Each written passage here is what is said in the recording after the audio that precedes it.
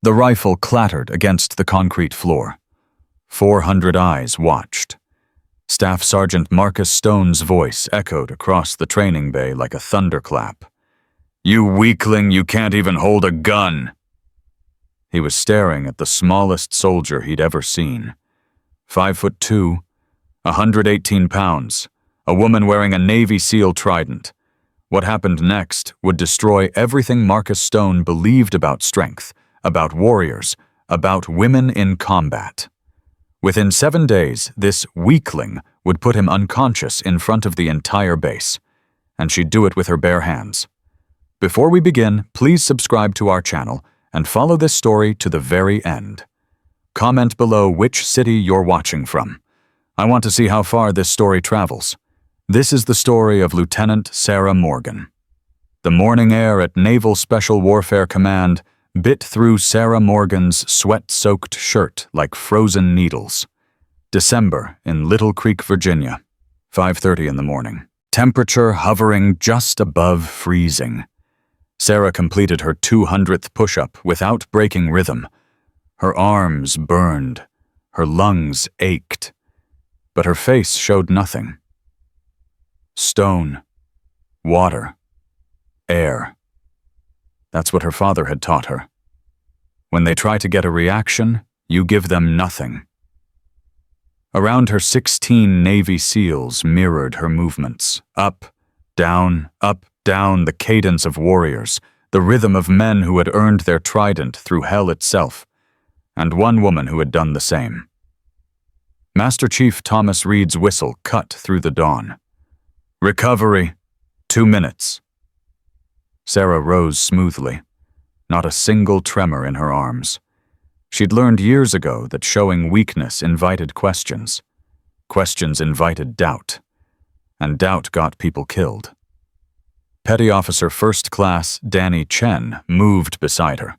He'd been her swim buddy through buds, had watched her push through Hell Week when men twice her size had rung the bell and quit. "You hear about the Rangers?" Danny asked quietly. "What about them?" 7 of them. Coming today. 3 weeks of joint training. Cross-branch integration. Sarah grabbed her water bottle. "Good. We could use fresh perspectives." Danny snorted. "That's optimistic. Their team leader is Marcus Stone. You know the name?" Sarah didn't respond. She knew the name. Everyone in Special Operations knew the name. Staff Sergeant First Class Marcus Stone. 15 years in Army Rangers. 6 combat deployments. Golden Gloves boxing champion. 3-time winner of the All-Army Combatives Championship, and according to every story she'd ever heard, the most vocal opponent of women in combat roles in the entire United States military. "He's made his opinions pretty clear," Danny continued. "Testified before Congress twice. Said women in Special Ops would get men killed. Called the integration policies. I know what he called them." The rumble of engines cut off their conversation. 3 olive-drab transport vehicles rolled through the main gate. United States Army Rangers insignia on their doors.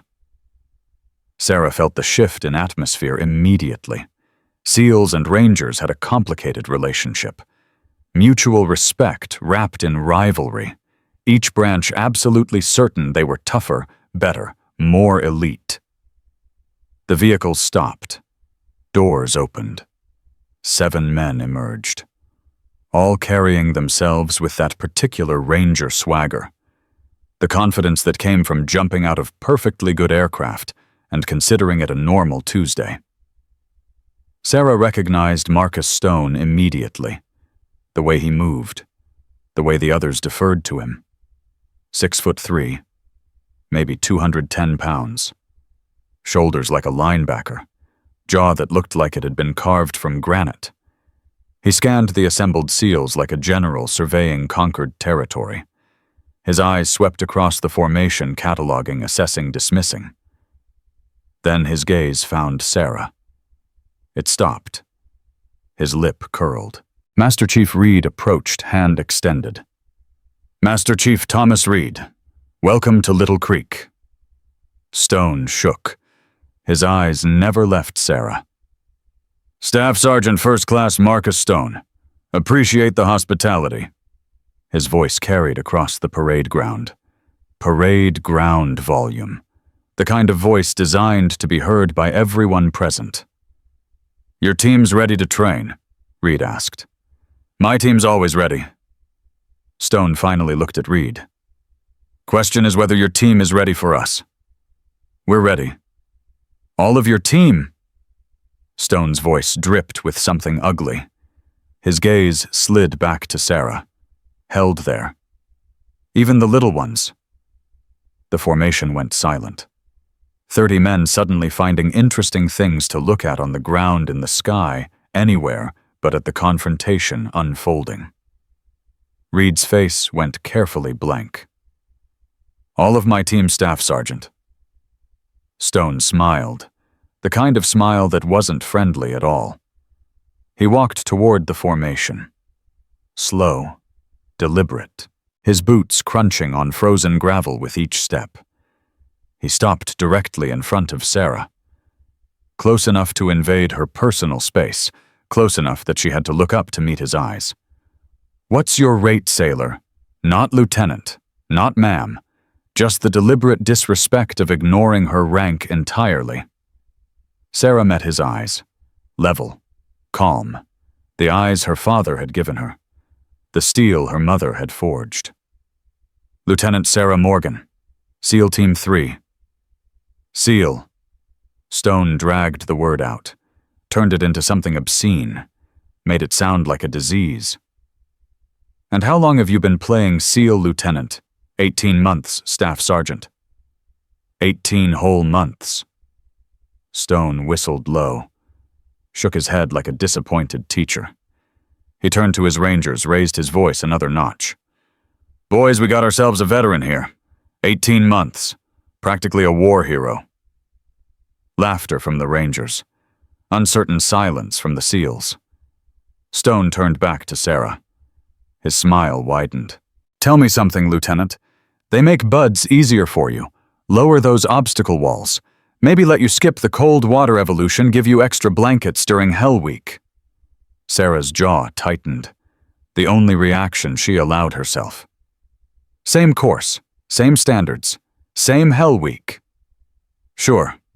Stone nodded with exaggerated understanding.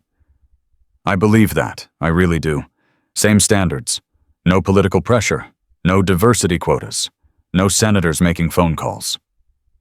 He leaned closer, close enough that only Sarah could hear his next words.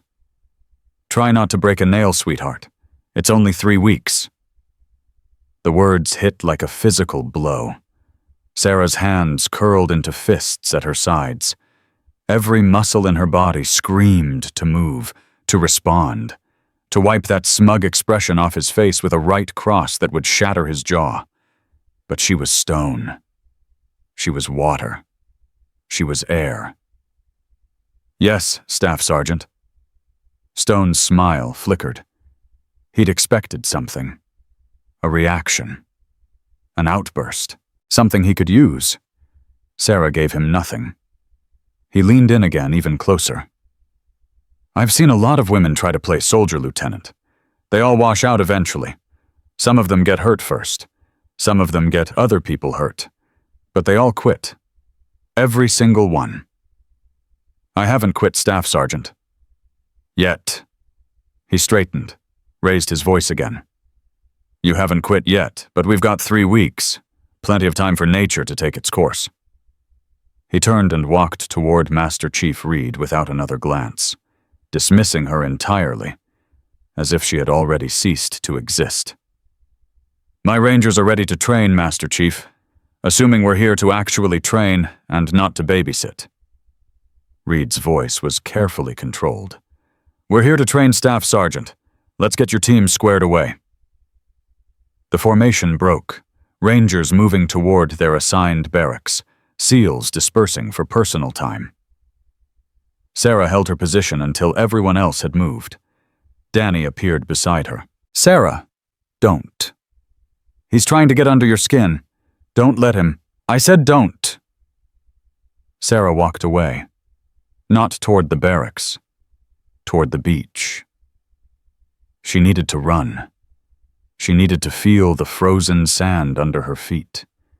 She needed to remember why she was here, what she was fighting for. The ocean was gray and angry. Whitecaps crashed against the shore. The wind cut through her PT clothes like they weren't there. Sarah started running. Her father had loved this beach. Master Chief David Morgan, SEAL Team 6, 22 years of service. 6 deployments, 3 Bronze Stars, 1 Silver Star. Dead at 44. Sarah had been 20 when the officers came with the flag. She remembered the moment the doorbell rang, remembered her mother's face going white, remembered the words that destroyed her world. Killed in action. Aleppo, Syria, March 15, 2019. The official report said he'd been leading a hostage rescue. 12 American aid workers captured by ISIS. David Morgan's team had gotten 9 of them out, but the extraction went bad. Ambush. Overwhelming force. Her father had stayed behind to cover the retreat. Had held off 30 enemy fighters for 13 minutes. Long enough for the helicopters to get away. Long enough for 9 hostages and 11 SEALs to survive. They'd found his body 2 days later. 4 broken ribs. Dislocated shoulder. 17 bullet wounds. He'd kept fighting even after his weapon ran dry. Kept fighting with his hands. Kept fighting until there was nothing left. The Navy had given him the Medal of Honor. Posthumous. Sarah's mother had accepted it at the White House. Sarah had worn her dress blues and tried not to cry. Warriors don't cry during the mission. That's what her father had always said. You save your tears for after, when the work is done, when everyone's home safe. Sarah had been crying ever since. She stopped running, stood at the water's edge, let the freezing waves wash over her feet. Her phone buzzed. Text message from Danny. Training starts 0800. Stone requested you specifically for the demonstration. Be careful. Sarah stared at the message. Requested her specifically. Of course he had. She looked out at the gray horizon. Somewhere beyond that water, her father had died. Somewhere beyond that water, men still needed saving. Missions still needed completing. And here she was, having to prove herself to a man who had decided she was worthless before he'd ever seen her fight. Her father's voice echoed in her memory. The last conversation they'd ever had. The night before he deployed. You're going to face people who doubt you, baby girl. People who look at your size and see weakness. People who look at your gender and see limitations. Let them underestimate you. That's their weakness, not yours. What if they're right? She'd asked. What if I'm not strong enough? Her father had smiled. That warm, steady smile that had made her feel safe her entire life. Strength isn't about how much weight you can lift, Sarah. It's about how much weight you can carry. And you, my girl, can carry more than anyone I've ever met. You just don't know it yet.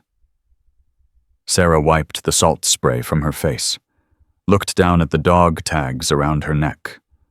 Her father's dog tags. She'd worn them every day since the funeral. I'm trying, Dad, she whispered. I'm really trying. The wind carried her words away. The ocean didn't answer. But somewhere she could almost feel her father watching.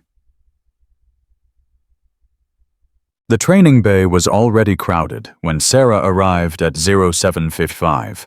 SEALs on one side, Rangers on the other.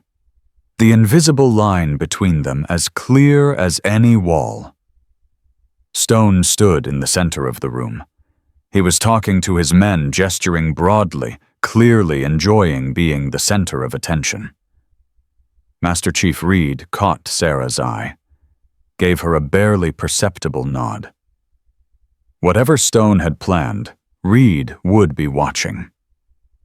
At exactly 0800, Stone called the room to attention. "Good morning, ladies and gentlemen." He paused on the word ladies. Let it hang in the air. "Today we begin 3 weeks of joint training. The goal is interoperability, learning to work together, learning to fight together." He started pacing. Slow. Methodical. "But before we can work together, we need to establish baselines, need to know what everyone brings to the table. So today we're going to do some assessments, see who can actually perform and who—" His eyes found Sarah. "Might need some extra attention." A few Rangers snickered. Stone silenced them with a look.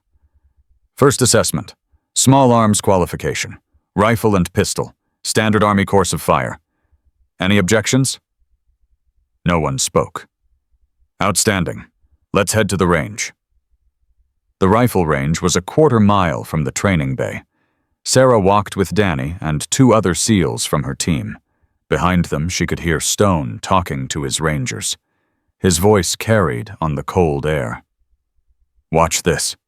I want everyone to see exactly what happens when politics puts the wrong people in the wrong jobs." Danny's jaw tightened. "Want me to—" "No." Sarah kept walking. "He wants a reaction. Don't give him one." The range was set up for standard qualification. Paper targets at distances from 25 to 300 meters. Each shooter would fire 40 rounds with the M4 rifle, then 20 with the M9 pistol. Stone stepped up first, made a show of it. Slow, deliberate movements. Perfect stance. Perfect grip. He fired 40 rounds at the rifle targets, 38 hits, 2 misses at 300 meters. Excellent shooting. Then the pistol, 20 rounds, 18 hits, 90% accuracy. Stone stepped back from the line with a satisfied smile. "That's what 14 years of practice looks like. Let's see what 18 months can do." He gestured toward Sarah. The range went quiet. Sarah stepped up to the firing line. She could feel every eye on her. SEALs, Rangers, everyone watching to see if she'd crack under pressure. She picked up the M4. The weight was familiar, comfortable. She'd fired this rifle thousands of times, in training, in qualification, in actual combat. But Stone was watching, waiting for her to make a mistake. She didn't make mistakes. Sarah settled into her stance, let her breathing slow, found that quiet place inside where nothing existed except her and the target. She remembered her father teaching her to shoot. She'd been 8 years old, standing in a field behind their house in San Diego, learning to handle a .22 rifle that was almost as big as she was. "Don't fight the gun, baby girl. The gun is part of you. When you squeeze the trigger, you're not firing a weapon. You're extending your will into the world." Sarah squeezed the trigger. The first target dropped. 300 meters. She fired again, and again, and again. 40 rounds, 40 hits, no misses. The range went silent. Sarah transitioned to the pistol. Didn't pause, didn't hesitate. Let the muscle memory take over. 20 rounds, 20 hits, 100% accuracy. She safed the weapon, stepped back from the line. Stone's face had gone carefully blank, but Sarah saw the flicker behind his eyes, the moment of recalculation, of uncertainty. Master Chief Reed's voice broke the silence. "Time." 3 minutes 47 seconds, the range officer called out. "Perfect score. That's the fastest qualification I've seen in 6 years. Stone recovered quickly. Too quickly. "Nice shooting, Lieutenant. But anyone can hit paper. Combat's different. When real bullets come back when the pressure's on, he shrugged. We'll see who performs and who freezes. Sarah said nothing, just held his gaze. Stone's smile returned. Tomorrow we'll try something more challenging. See how you do when the stakes are higher. He walked away without waiting for a response. Danny appeared at Sarah's side. That was incredible.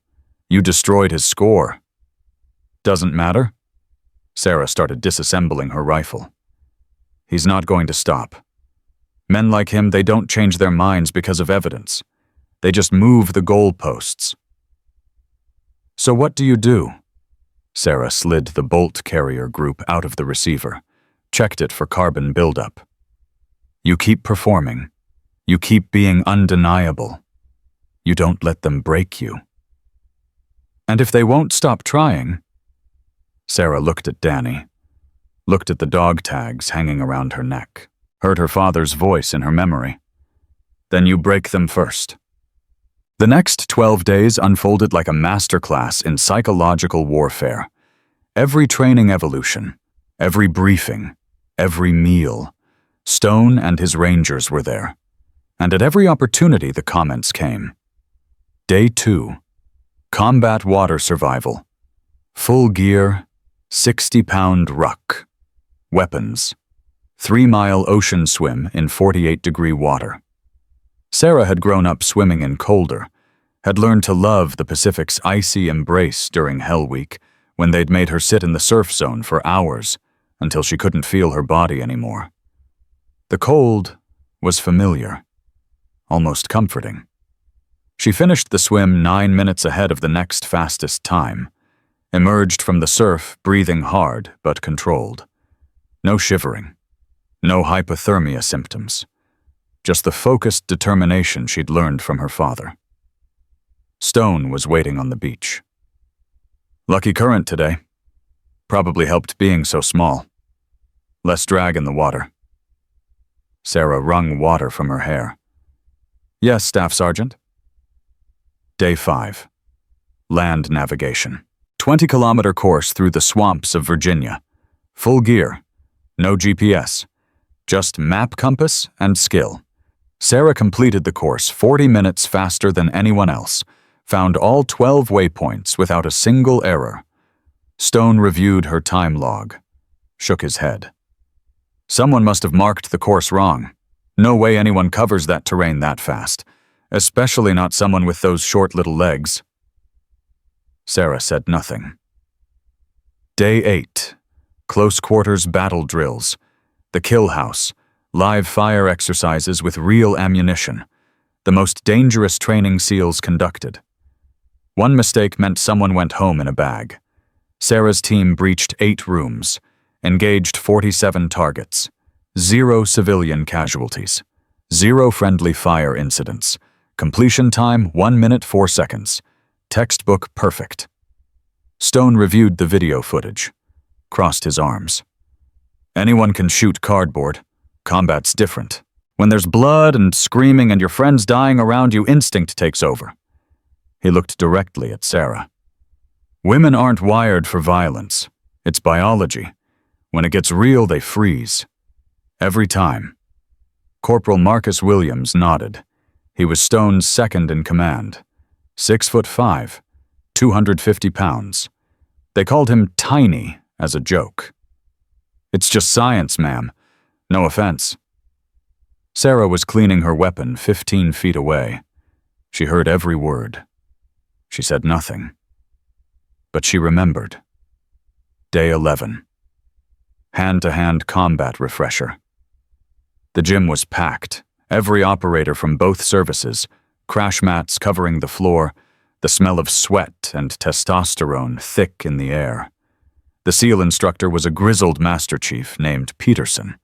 He'd been teaching combatives for 22 years, had written 3 of the manuals they used in training.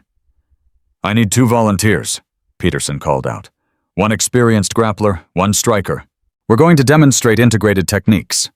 Before Sarah could process what was happening, Stone's voice boomed across the gym. I volunteer Lieutenant Morgan. The gym went quiet. Sarah turned. Stone was smiling. That same not friendly smile from day one. "Come on, Lieutenant. Show us what female SEAL standards really mean.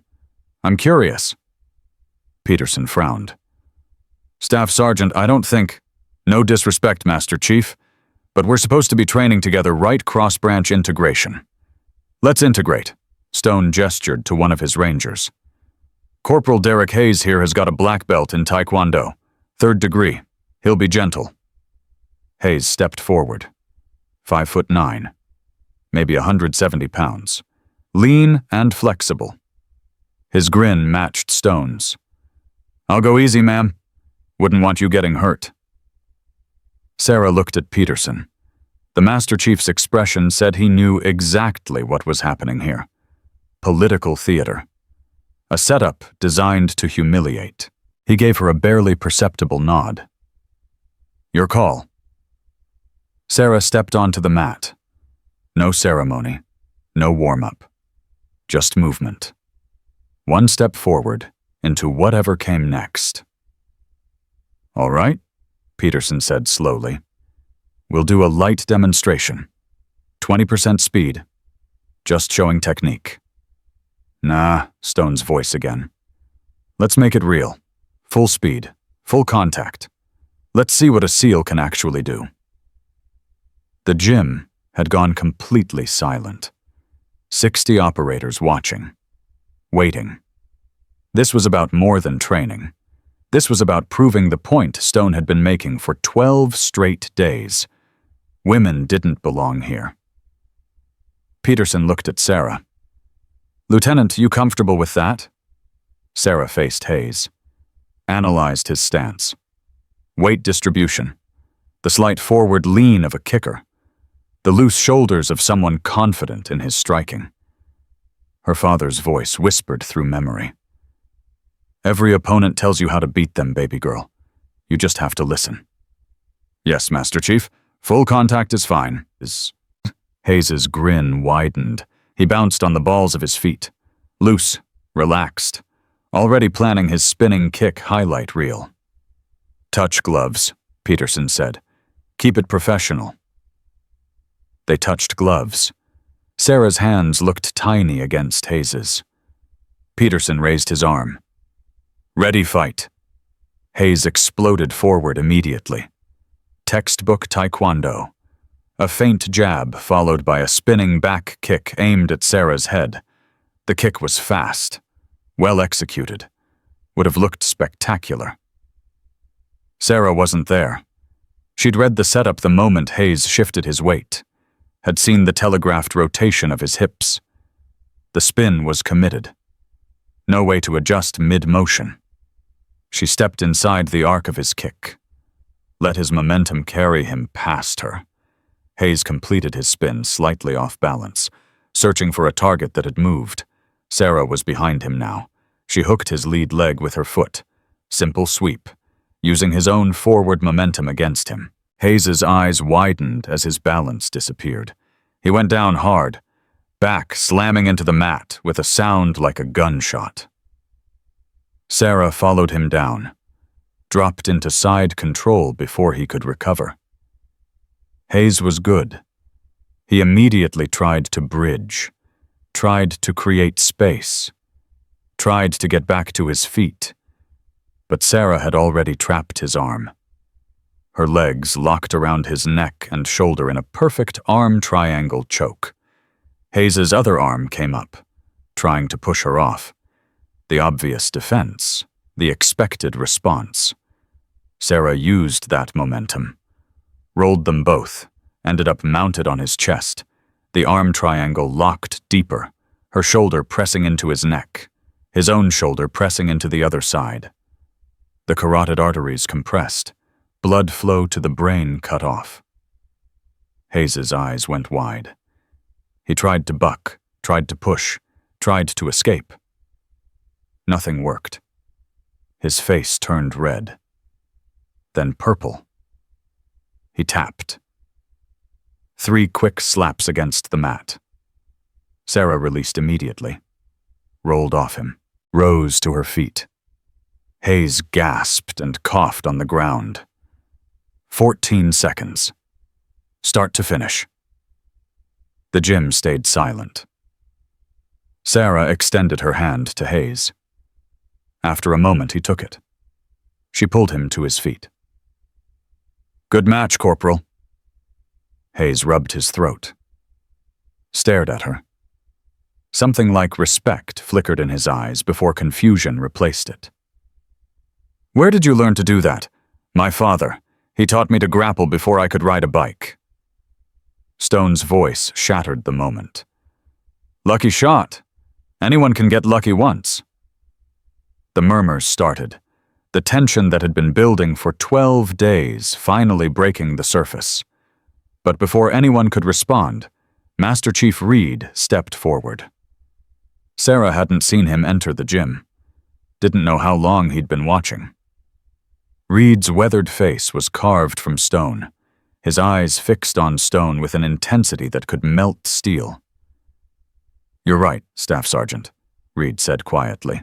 Once is luck. Anyone can get lucky once. Stone's smile returned. Exactly what I... How about 7 times? The gym went silent again.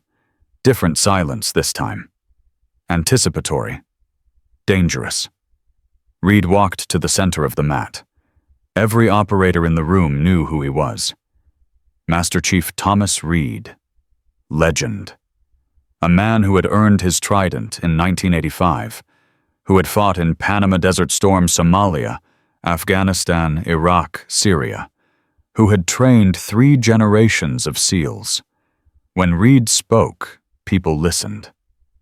You have 7 Rangers, Staff Sergeant Stone. Lieutenant Morgan is 1 SEAL. Reed's voice carried to every corner of the gym. Seems like uneven odds to me. Stone's expression shifted.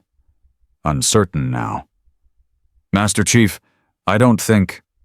Here's what I think. Reed turned, addressing the entire gym. We've got 3 weeks of joint training. We're supposed to be building unit cohesion. But seems to me there's some doubt about standards, about capability, about whether everyone here earned their place. He turned back to Stone. So let's settle it. Exhibition match. Lieutenant Morgan versus your entire squad. 1-on-1 matches. 7 consecutive fights. Full contact. No time limits. The gym erupted. Voices overlapping. SEALs looking stunned. Rangers looking eager. Sarah's heart hammered in her chest. 7 fights. Back to back. She'd never done that. Never even trained for that specifically. Stone recovered quickly. Too quickly. Like he'd been waiting for something exactly like this. What are the stakes, Master Chief? Reed smiled.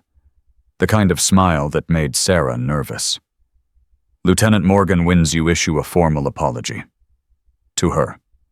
To every female service member on this base. Written. Public. Documented in your permanent record. Stone's jaw tightened. And if she loses... She requests a transfer. Out of SEAL Team 3. Out of Naval Special Warfare entirely. Admits publicly that she doesn't belong here. Sarah's blood went cold. Her career. Everything she'd worked for since she was 13 years old. Everything her father had dreamed for her. On the line. She wanted to speak, to object, to say something. But Captain Morrison's voice cut through the chaos. The base commander, former SEAL himself. He pushed through the crowd, his expression unreadable. Master Chief Reed, that's a significant proposition. Yes, sir. Morrison looked at Sarah. Really looked at her. Measuring. Assessing. Lieutenant Morgan, do you accept these terms?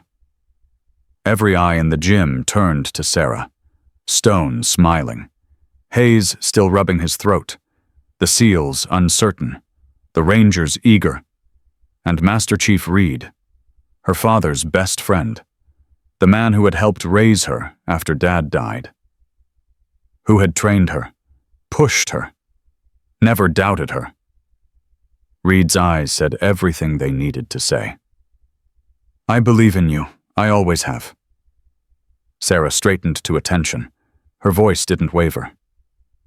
Yes, sir. I accept. Morrison nodded slowly. Very well. 1 week to prepare. Next Saturday. 2,000 hours. This gymnasium. Mandatory attendance base-wide. He looked at Stone. Staff Sergeant, do your Rangers accept these terms? Stone glanced at his men. All 7 nodded. Eager. Confident. This would be over in 30 minutes. Maybe less. We accept, sir. Can't wait. Then it's settled. Morrison's gaze swept the room. 1 week. Make it count. The gym cleared slowly. Rangers joking and laughing, already planning their victory. SEALs quieter. Worried. Supportive, but uncertain. Sarah stayed on the mat. Alone. Processing. 7 men. 60 to 100 pounds heavier each. All trained fighters. All combat veterans. All absolutely convinced they couldn't lose to a woman. Master Chief Reed approached. Waited until everyone else had left. Walk with me, Sarah. They walked in silence. Out of the gym, across the base, the afternoon sun painting everything golden. Toward the memorial wall, where the names of fallen SEALs were engraved in bronze. Reed stopped in front of one name. Ran his fingers across the letters. Master Chief David Morgan, SEAL Team 6, killed in action. Aleppo, Syria, March 15th, 2019. Sarah's father. He knew this day would come, Reed said quietly. That's why he created Ghost Protocol. Sarah stared at her father's name. The letters she'd traced 1,000 times. What if I can't do this Master Chief 7 fights? I've never... Your dad did 5. Sarah looked up. What? Reed's eyes were distant, remembering. Aleppo. The rescue mission.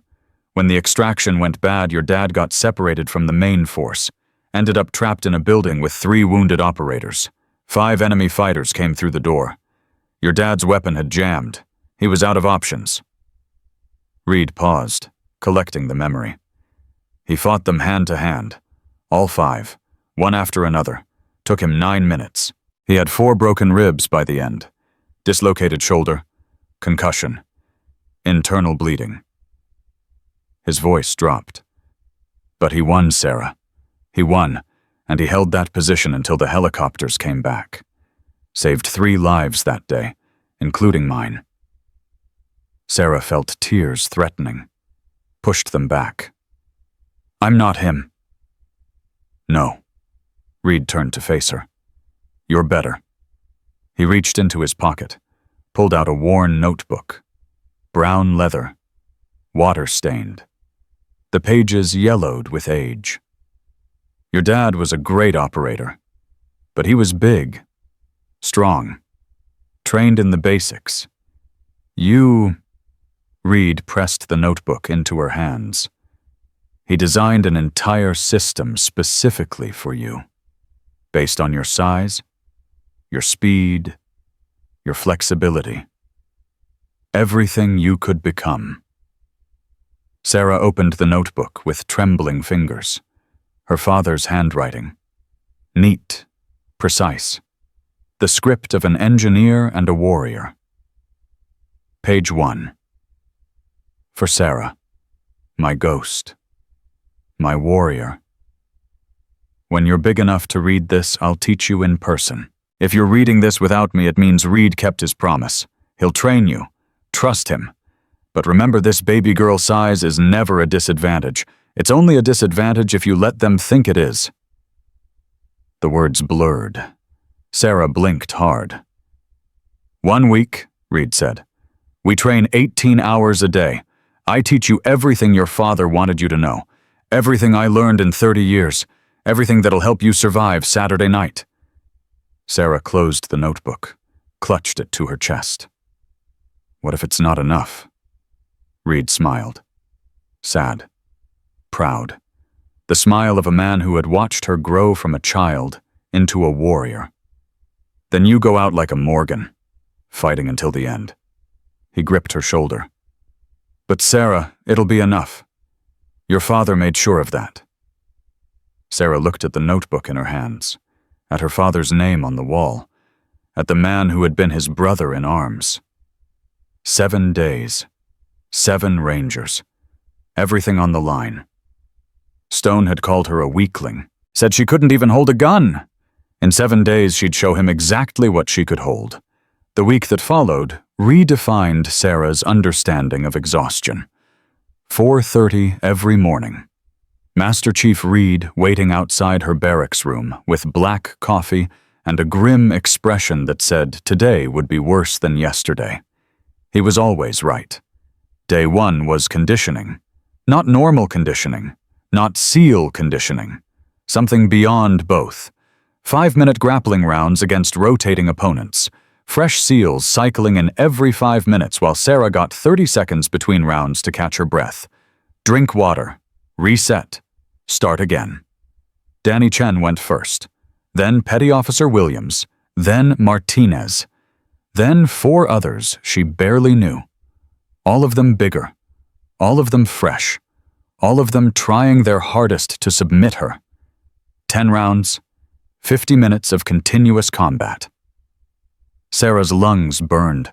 Her muscles screamed. Her brain fogged from oxygen debt. Sweat poured down her face until she couldn't see.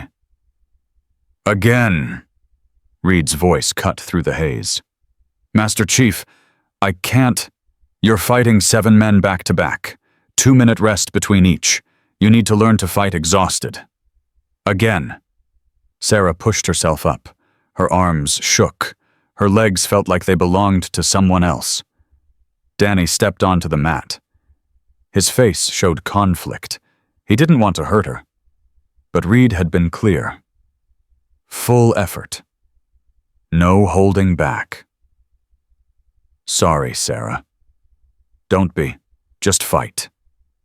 Danny shot in for a double-leg takedown. Fast. Committed. Sarah sprawled. Her hips drove down on his shoulders. Her hands pushed his head toward the mat. Basic defense, muscle memory. But her muscles weren't responding right. Too tired. Too slow. Danny adjusted. Got his arms around her waist. Lifted. Sarah went airborne. Crashed down onto her back with Danny on top. 200 pounds of SEAL crushing her into the mat. Time, Reed called. Reset. Sarah rolled onto her hands and knees. Couldn't stand. Not yet. Her vision swam. 30 seconds, then we go again. How many more rounds? As many as it takes. Sarah made it through 7 more rounds before she vomited. Reed handed her water. Waited exactly 60 seconds. Again. Day 2 was technical work. Reed opened her father's notebook to page 15. Read aloud. Small joints break before large muscles tear. Target fingers, wrists, elbows, knees. Quick, devastating strikes. Move on. No wasted motion. No showing off. They drilled for 14 hours. Just joint manipulation. Reed's hands became targets. Sarah learned to see every finger, every wrist, every elbow as a lever. A fulcrum. A mechanical system designed to fail under the right pressure, applied at the right angle. Your dad was an engineer before he was a SEAL, Reed explained during a water break. He understood that bodies are just machines. Machines break when you exceed their tolerances. Sarah twisted Reed's wrist, applied pressure to the joint, felt the moment where pain became damage. Good, faster. She did it again. Faster. Again. Day 3 was reconnaissance. Reed made Sarah observe Stone's Rangers during their normal training. They didn't know she was watching, didn't know she was cataloging every weakness, every habit, every tell. "Your father's second rule," Reed said, pointing to the notebook. "Every warrior has a tell. Find it in 10 seconds. Exploit it in one move." Sarah watched. Really watched. Corporal Hayes, the taekwondo specialist she'd already beaten. He was angry now, embarrassed. When he sparred, he overcommitted to his kicks, trying to prove something, trying to redeem himself. Anger made him predictable. Corporal Jackson. They called him Hound. Pure brawler. No formal training. Every punch started from his shoulder. Big wind-up. Telegraphed 3 moves in advance. Powerful, but slow. Corporal Martinez. Wrestler. College level, maybe Division I. Strong pressure. Good takedowns. But every shot came from the same setup. Same level change. Same penetration step. She could see it coming a mile away. Corporal Thompson. The sniper. Lean. Flexible. Muay Thai trained. Used his reach advantage, but he dropped his chin when he threw elbows. Exposed his neck for half a second during transitions. Half a second was enough. Corporal Williams. Tiny. 6'5", 250 pounds. The biggest man she'd ever have to fight. Slow, but incredibly strong. And when he got tired, when his arms got heavy, he dropped his left hand. Every time. A habit carved into muscle memory from years of lifting. Corporal Peterson. MMA background. Well-rounded. No obvious weaknesses. But he hesitated before combinations. Just a fraction of a second. Like he was thinking instead of reacting. Thinking was death in combat. And Stone. Sarah watched him the longest. The champion. 12 years of boxing. Golden Gloves winner. Technical. Smart. Disciplined. But there was something else. She watched him throw punches during pad work. His right cross was devastating. His left jab was sharp. Perfect form. Then she saw it. The right shoulder. When he fully extended his right hand just for a split second, his face tightened. Pain. Old injury. Probably a rotator cuff tear that never healed properly. He favored that shoulder. Subtly. But it was there. Sarah wrote everything in a small notebook. Her father's on one side, her observations on the other. Day 4 was speed work. "Your dad used to say fast beats strong," Reed told her. "Smart beats fast, but fast and smart together, that's unstoppable." They drilled transitions, guard passes, sweeps, submissions. Everything had to flow.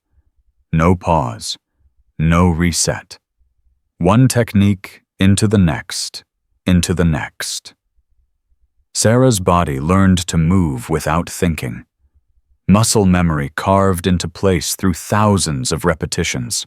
When your opponent moves left, you've already moved right. When they push, you've already pulled. When they think they have you, you're already gone.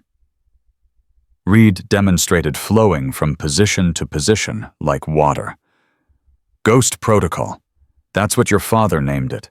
Because you become a ghost, impossible to pin down, impossible to predict. Sarah drilled until her muscles gave out. Then she drilled more. Day 5 was mental preparation. Reed sat her down, made her close her eyes. Visualize each fight, beginning to end. See yourself winning. Feel yourself winning. Does that actually work? Your mind can't tell the difference between vivid visualization and real experience. So we give your mind 7 victories before you step on that mat. Sarah closed her eyes. She saw Hayes throwing his spinning kick. Saw herself stepping inside. Saw the arm triangle locked. Saw him tap. She saw Jackson charging in. Saw herself redirecting his momentum. Saw the rear naked choke sink in. Saw him go limp. She saw Martinez shooting for the takedown. Saw herself sprawling. Saw the guillotine choke catch his neck. Saw him slap the mat. She saw Thompson throwing his elbow. Saw herself ducking under. Saw the flying triangle catch him mid-motion. Saw his face turn purple before he tapped. She saw Williams looming over her. Saw herself dancing away. Saw his left hand drop. Saw the opening. Saw herself flying through the air for the arm bar that would end it. She saw Peterson hesitating. Saw herself not hesitating. Saw the submission locked before he knew what happened. And Stone. She saw his right cross coming. Saw herself slip outside. Saw him wince as his shoulder flared. Saw herself take his back. Saw the choke sink in. Saw him refuse to tap. Saw him go unconscious. 7 fights. 7 victories. All in her mind. But her mind was screaming something else. Something she couldn't quite silence. What if it's not enough? Day 6 was rest. Sort of. Reed made her swim. Easy distance, 20 laps in the pool. Let the water work the soreness from her muscles. Ice baths. 20 minutes in water cold enough to stop her heart. Massage therapy. Nutrition. Sleep. But Sarah couldn't sleep. She lay in her bunk staring at the ceiling. Her father's notebook on her chest. Tomorrow was the fight. 7 men. Her entire career. Her phone buzzed. Text from Danny. Can't sleep either. You ready? Sarah typed back. No. That's honest. Terrified, actually. Your dad was terrified, too. Before every mission. Reed told me once, said fear kept him sharp. Sarah stared at the message. Her father. Terrified. It didn't fit the image she had of him. The invincible warrior. The man who could do anything. He really said that, word for word, said only idiots weren't scared. Smart people feel the fear. They just don't let it stop them. Sarah closed her eyes. Imagined her father lying in a bunk somewhere, the night before a mission, feeling exactly what she was feeling now. It helped somehow. Knowing she wasn't alone in this. Knowing he'd faced the same demons. Another text. Whatever happens tomorrow, you've already proved them wrong. You made it through buds. You earned that trident. Nobody can take that. Stone's trying to. Stone's an idiot. And tomorrow you're going to show everyone exactly how much of an idiot he is. Sarah smiled despite herself. Thanks, Danny. Get some sleep. You've got 7 asses to kick. She put down the phone, picked up her father's notebook, turned to the last entry. He'd written it the week before his final deployment, the one he didn't come back from. His handwriting was slightly shakier than earlier entries. He'd known somehow that it might be his last. Sarah, if you're reading this, I'm probably gone. I'm sorry I won't be there to see you become what I know you'll be. The strongest, smartest, most capable warrior I could imagine. But here's what I need you to remember. Being strong isn't about never falling. It's about standing back up. Being brave isn't about never being scared. It's about fighting anyway. And being a warrior isn't about never crying. It's about crying, wiping your eyes, and getting back to work. I love you, baby girl. Make them remember your name. Dad. Sarah read the words 3 times. Then she closed the notebook, hugged it to her chest. Tomorrow, 7 men would try to break her. Tomorrow she'd show them what a Morgan was made of. Saturday arrived with cruel cheerfulness, bright winter sunshine, 42 degrees. Light breeze from the east. Sarah's stomach felt like lead. 1,800 hours. 2 hours before the fight. She sat alone in her room. Father's notebook open on her lap. Trident pin on the desk. Dog tags around her neck. A knock on her door. "Come in?" Master Chief Reed entered carrying a small bag. His face was serious. Professional. But Sarah saw the warmth behind his eyes. "How you feeling?" "Terrified." "Good. Terror keeps you sharp. Everyone keeps saying that. Because it's true." Reed sat on the edge of her bunk, pulled something from the bag. Black cloth. Worn and faded. "Your dad wanted you to have this. Made me promise years ago. Said to give it to you when you faced your biggest challenge." He unfolded the cloth. A belt? Black belt? Krav Maga. The edges frayed from decades of use. The black faded to gray in places. This was his. Earned it in 1992.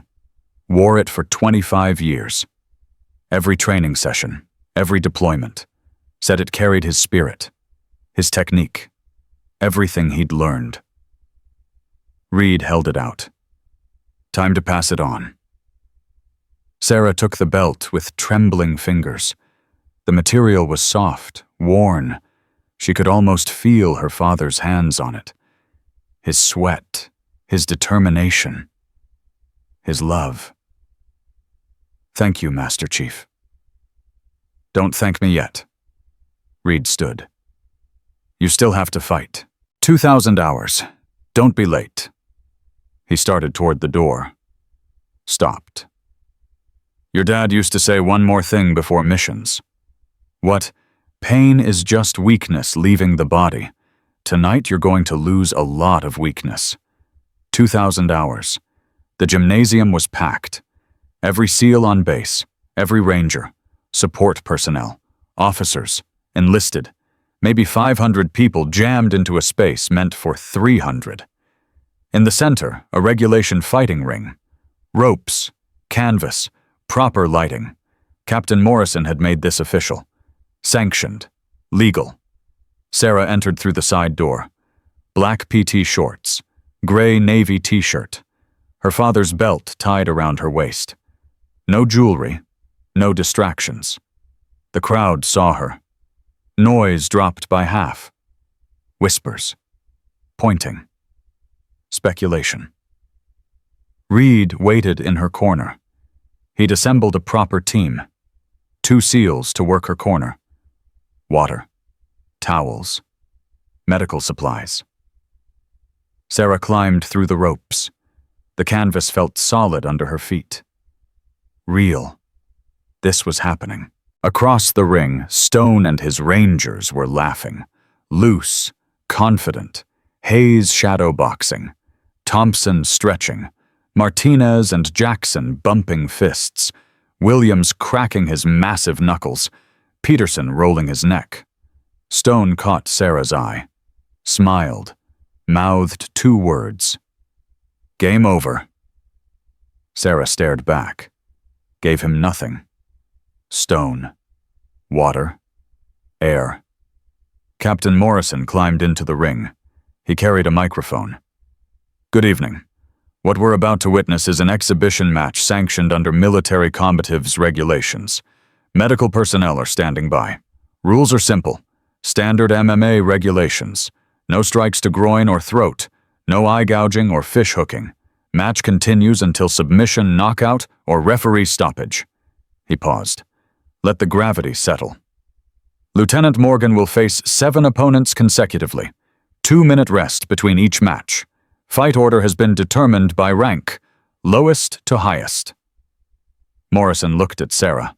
"Lieutenant, do you accept these terms?" "Yes, sir." "Staff Sergeant Stone, do your Rangers accept these terms?" Stone's smile widened. "Absolutely, sir." "Then let's begin. First match. Lieutenant Sarah Morgan versus Corporal Derek Hayes." The crowd roared. Sarah walked to her corner. Reed grabbed her shoulders. Remember everything. Fast beats strong. Technique beats size. You've already beaten Hayes once. He'll be angry this time. Angry makes mistakes. You stay calm. Stay technical. End it quick. 6 more after him. Sarah nodded. Breathed. Felt her heartbeat slow despite the adrenaline. Hayes entered the ring. Shirtless. Lean muscles. Taekwondo tattoo on his ribs. He bounced on his toes. Eager. The referee called them to center. I want a clean fight. Protect yourselves at all times. Touch gloves. They touched gloves. Sarah's hands looked tiny. Ready. The referee raised his arm. Fight. Hayes came forward immediately. Faint jab. Faint low kick. Setting up his spinning back kick. Same sequence as before, but angrier. Faster. More committed. Sarah knew it was coming. Had visualized this exact moment 100 times. The spin started. Beautiful technique. Fast. Powerful. Sarah stepped inside the arc. Let his momentum carry him past. Hayes completed the spin. Off balance, searching for a target that had moved. Sarah hooked his lead leg. Simple sweep. Hayes crashed hard, back slamming into the canvas. Sarah dropped into side control. Hayes bridged, tried to create space. She'd already trapped his arm. Legs wrapped around his neck and shoulder.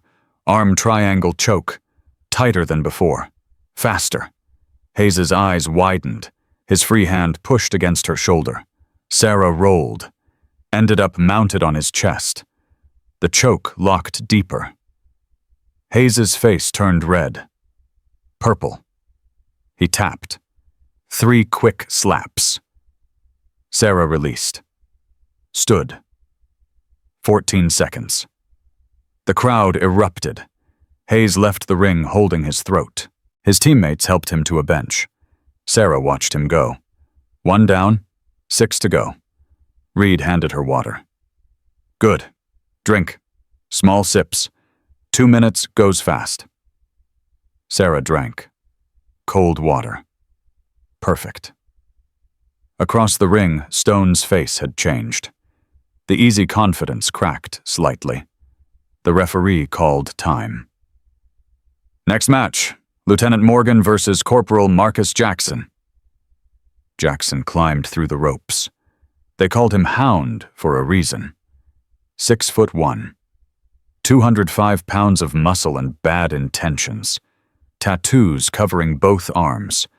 Broken nose healed crooked.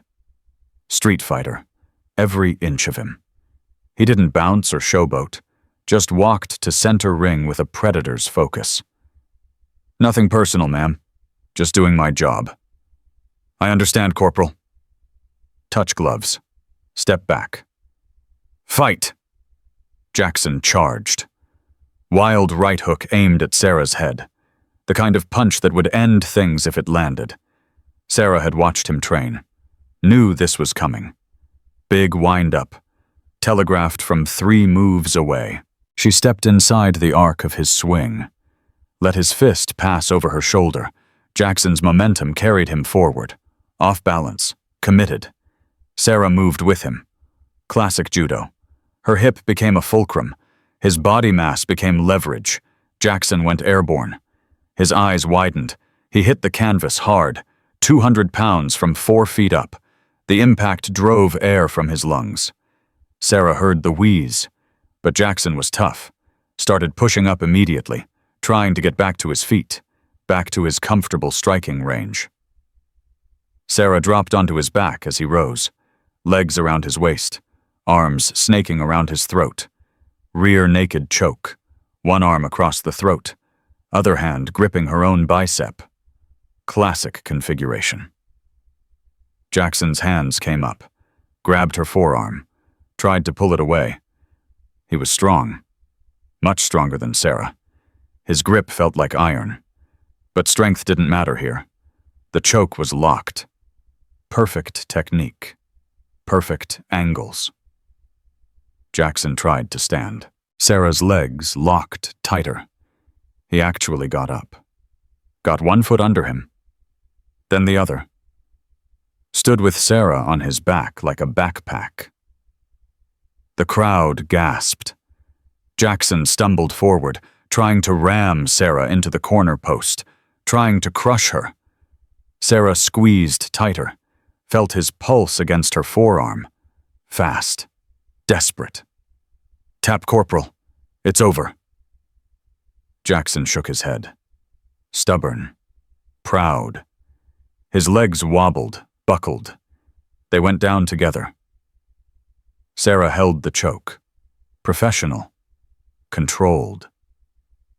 Jackson's arms went slack. Body went limp.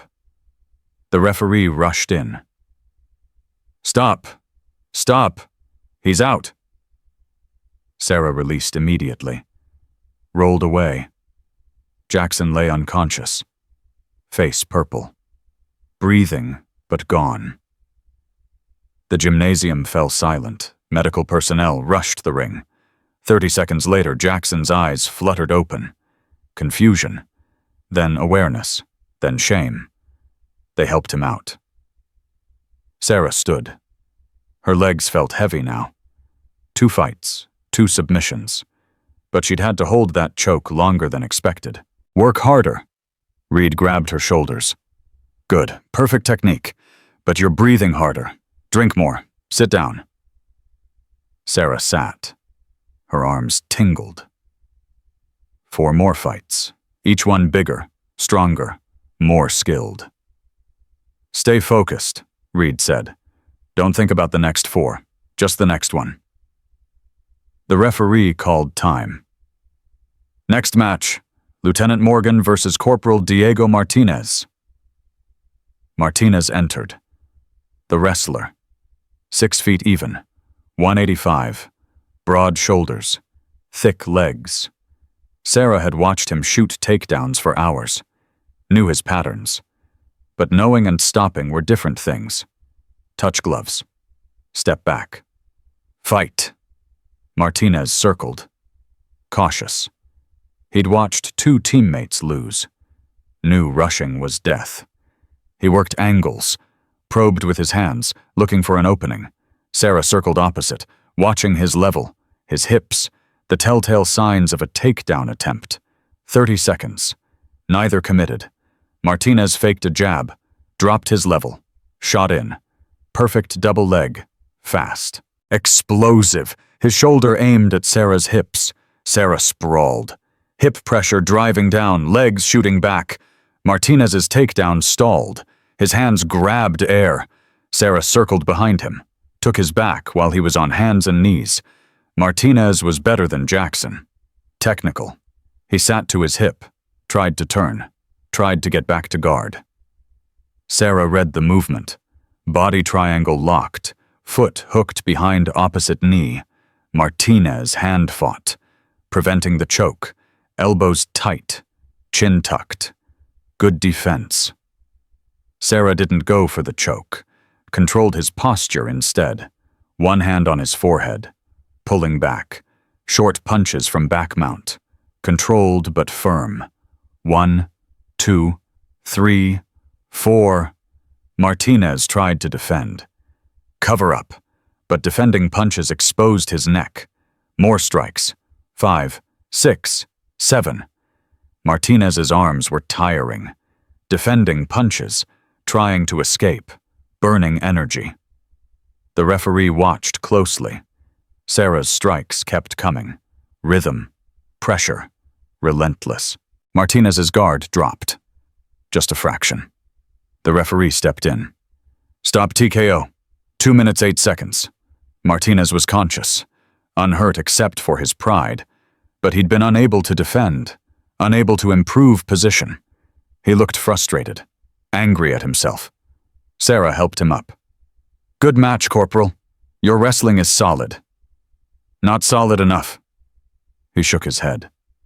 Left the ring. Sarah's corner.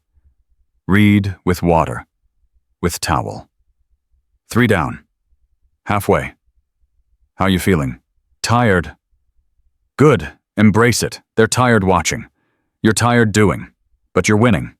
Keep winning. Sarah sat. Her shoulders burned. Her legs felt like concrete. 3 fights. Maybe 9 minutes of actual combat, but 9 minutes of maximum output, of technique, of violence. She thought about her father. Aleppo. 5 fighters. 9 minutes. 4 broken ribs. He'd done it for 9 minutes. She could do it for maybe 18. She had to. The referee called time. Next match, Lieutenant Morgan versus Corporal Ryan Thompson. Thompson entered carefully. The sniper. 5'11", 180. Lean and flexible. Muay Thai trained. The best pure striker in Stone's squad. This would be different. Touch gloves. Thompson's expression was serious. Focused. Respect, ma'am. But I'm not going out like they did. I understand. Fight. Thompson started orthodox, traditional Muay Thai. Hands high, elbows tight, weight balanced. He threw a low kick. Testing. Sarah checked it. Shin to shin. The impact echoed. Another low kick. Another check. Thompson was working. Building rhythm. Setting patterns. 40 seconds of careful exchange. Low kicks. Teeps. Both fighters technical. Thompson threw an elbow. Fast. Well disguised. Sarah slipped it. Felt the wind. She countered with a hook. Thompson blocked. More circling. More measuring. A minute passed. Thompson threw a combination. Jab. Cross. Low kick. Sarah blocked. Blocked. Checked.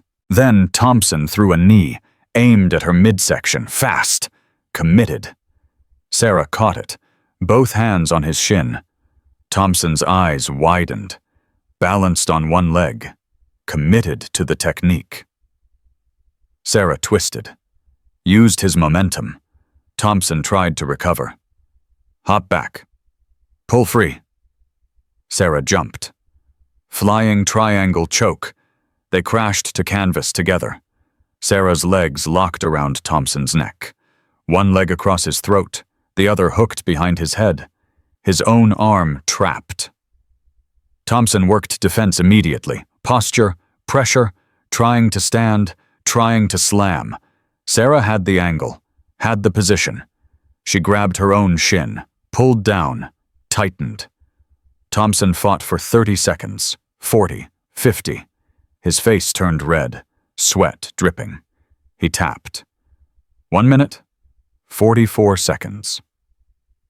Sarah released. Thompson rolled away, gasping. He stayed on canvas for a moment, then stood, walked to Sarah, extended his fist. That was textbook, ma'am. Respect. Sarah bumped his fist. You're the best striker I've faced tonight. Not good enough. He left the ring with dignity intact. The crowd was roaring now, SEALs on their feet, even some Rangers applauding. 4 men, 4 victories, back to back. But Sarah knew the truth. She was exhausted. Her arms shook. Her legs felt distant. Reed knew it too. 2 left, the biggest and the best. This is where champions are made. This is where Morgans don't quit. Sarah nodded. Couldn't speak. Just drank water. Tried to recover in 2 minutes what her body needed 2 hours to restore. Across the ring, the 2 remaining Rangers were talking. Williams, the giant, and Stone, the champion. Williams looked nervous. He'd watched 4 teammates lose. Stone's expression was unreadable, calculating. The referee called time. Next match, Lieutenant Morgan versus Corporal Tyler Williams. Williams stood 6'5", 250 pounds, the biggest man Sarah had ever faced. He climbed through the ropes. The ring shook under his weight. Sarah stood. Her legs barely cooperated. They met at center. Williams looked down at her. Actually looked apologetic. "Ma'am, I don't want to hurt you." "Then don't, Corporal. Just fight." Touch gloves. Williams's hands were enormous. "Fight." Williams stalked forward. Slow. Careful. His reach advantage was massive. He could control the center, control the distance. Sarah circled, footwork sluggish, 4 fights of lactic acid, of exhaustion. Williams threw a jab, long, snapping. Sarah pulled back. The fist passed an inch from her face. Another jab. She slipped. 30 seconds. Williams barely moved, just worked his jab. Patient. Smart. Sarah needed to get inside, needed to close distance. But she was tired. Williams was fresh. 1 minute. Williams threw another jab. Sarah slipped outside. Tried to close. Williams circled away. Maintained distance. The crowd grew restless. Sarah pressed forward. More aggressive. Forced Williams to work. To jab more. To move more. 1 minute. 30. Williams was breathing harder. His arms getting heavy. Sarah watched his left hand. Still up. Still disciplined. 1 minute, 45. Williams threw a right cross. Big. Powerful. Sarah ducked under. And there it was. Just for a second. Williams' left hand dropped 6 inches, recovering from the big punch, the habit asserting itself. Sarah moved. Flying arm bar, her body horizontal in midair, legs wrapping around Williams's extended arm, all her weight falling backward. Williams's eyes went wide. He tried to pull back, but his arm was trapped. They crashed to canvas. Sarah's momentum pulling Williams forward, his arm hyperextended, elbow bent the wrong way. The pop was audible. Williams screamed, tapped frantically, slapping canvas over and over. Sarah released instantly. Williams clutched his elbow, face twisted in agony. 2 minutes, 12 seconds. David beats Goliath. The crowd erupted, noise deafening, SEALs chanting something Sarah couldn't make out. Medical team rushed the ring. Williams's elbow would need x-rays, maybe surgery, but Sarah had controlled the submission, released the moment he tapped. They helped him out. He looked at Sarah as they passed, nodded. Respect from a giant to the woman who'd beaten him. Sarah stood alone in the ring, legs shaking, arms trembling. 5 men, 5 victories, 17 minutes of combat, every technique her father taught her, every principle he'd written, every drill she'd run with Reed. It had worked. All of it. But she had one fight left. The hardest fight. Staff Sergeant Marcus Stone.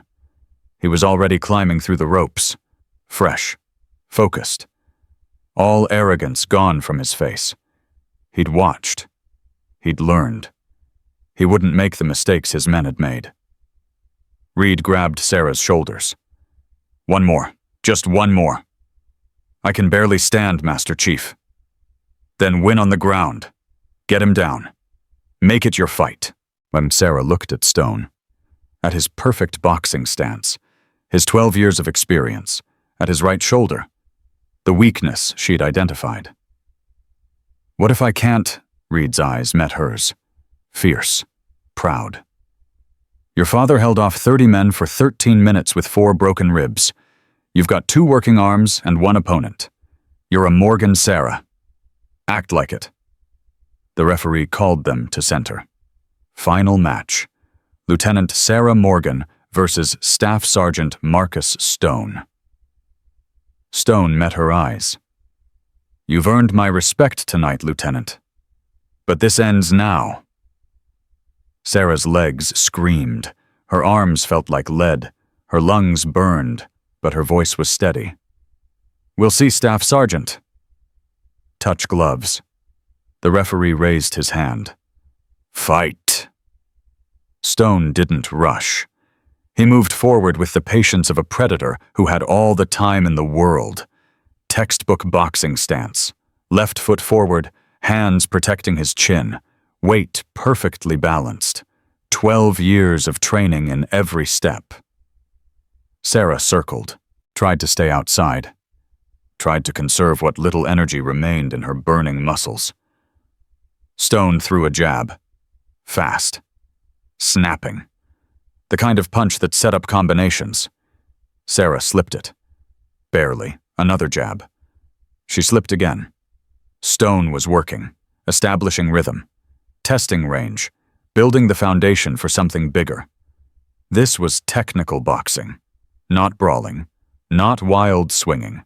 This was skill versus skill, experience versus youth, fresh versus exhausted. Sarah knew she was losing before the first real exchange. 30 seconds in. Stone threw a combination. Jab, cross, hook. Sarah blocked the jab. The cross glanced off her shoulder. The hook caught her ear. Her head snapped sideways. Stars exploded across her vision. The crowd gasped. Stone pressed forward. Smelled blood. Another combination. Faster this time. Sarah covered up.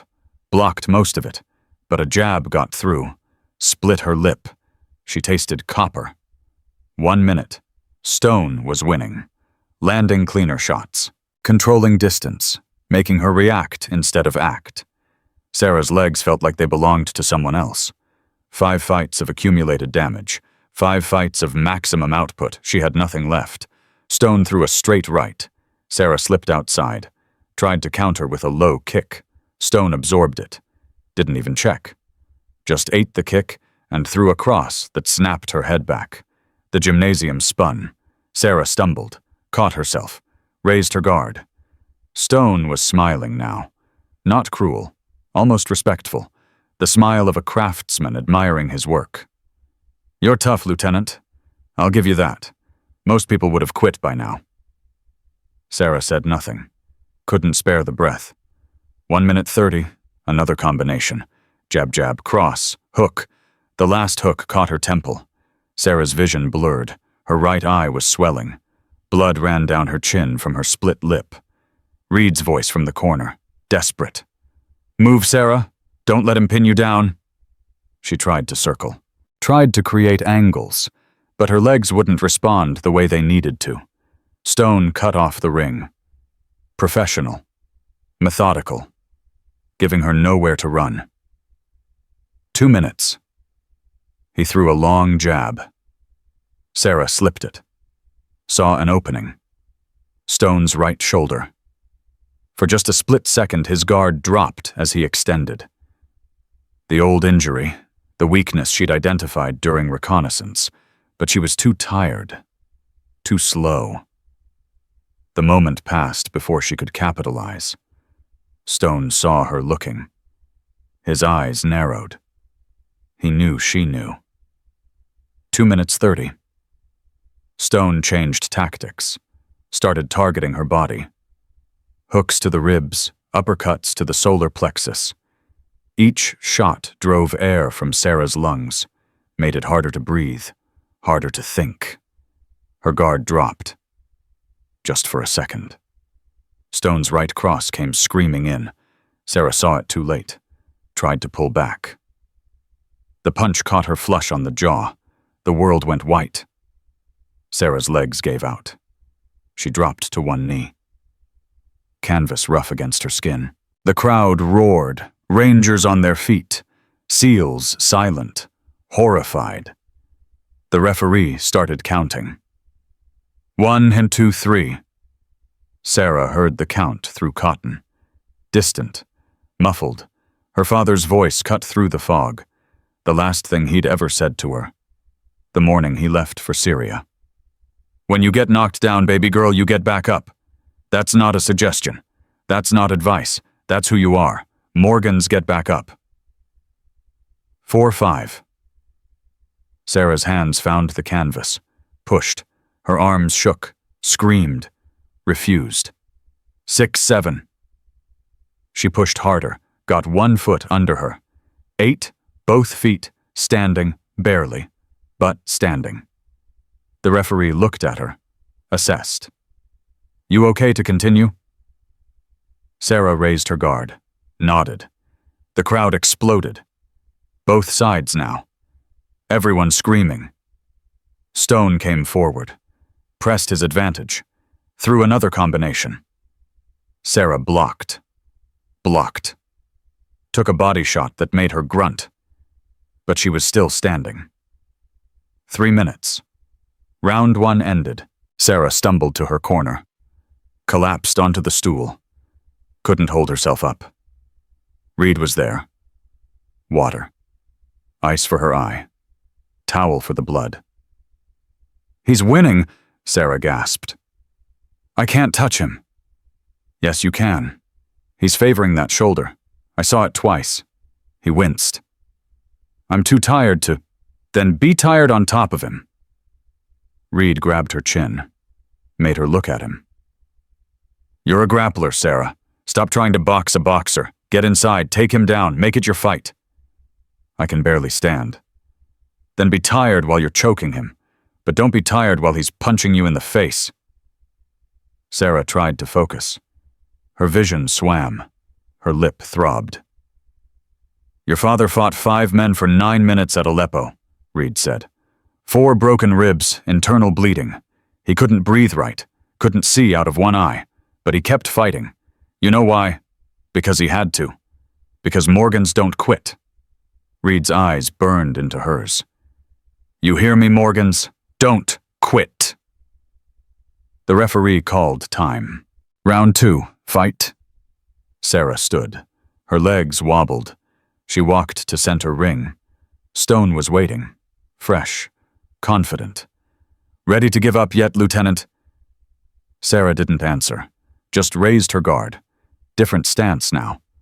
Lower. More compact. Not trying to box anymore. Trying to survive long enough to get close. Stone recognized the change. His eyes narrowed. He threw a jab. Sarah didn't slip this time, just blocked and stepped forward. Another jab. She blocked. Stepped forward again. Stone threw a cross. Hard. Fast. Sarah took it on her guard. The impact jarred her entire body, but she kept moving forward, closing distance. Stone backed up, tried to reset, threw a hook to create space. Sarah ducked under it, got inside his reach, grabbed his waist. Stone tried to sprawl. Good wrestling defense for a boxer. Pushed her head down. But Sarah wasn't shooting for his legs. She was climbing him, like a spider. Arms around his torso, legs driving forward. She pulled his balance. Threw her hip into him. Stone tried to post. Tried to base out. Sarah kept climbing. Got to his back as he turned. They went down together. Not clean. Not pretty. A scramble of bodies and desperate grips. But Sarah ended up where she needed to be. Back mount. Legs wrapped around his waist. Hooks in. Stone was face down on the canvas. 210 pounds of boxer pinned under 118 pounds of seal. The crowd went insane. Stone immediately started working. Trying to turn. Trying to shake her off. Trying to stand. His wrestling defense was better than expected. He got to his hands and knees. Sarah stayed glued to his back. Let him carry her weight. Let him burn energy while she conserved. Stone tried to peel her arms away. His hands grabbed her wrists. Strong. So strong. She could feel his power through his grip. But grip strength didn't matter when your arms couldn't reach the choke. Sarah waited. Patient. Let him tire himself out. 30 seconds of struggle. Stone breathing hard now, the pace taking its toll. He tried to stand again. Got 1 foot under him. Sarah rode him up, stayed on his back like a backpack. Stone reached back, tried to grab her head, tried to throw her over his shoulder. Sarah ducked, avoided the grip, tightened her legs. "Get off me!" Stone's voice was strained, desperate. "Make me." 45 seconds. Stone was fading, his movements getting slower, less coordinated. Sarah started working for his neck, one arm snaking under his chin. Stone defended, chin down, hands protecting his throat, boxing fundamentals saving him for now. But Sarah was patient. She had time. He was the one burning energy. She threw short punches to his ribs. Legal strikes from back mount, not hard enough to damage. Just annoying. Just making him uncomfortable. Making him react.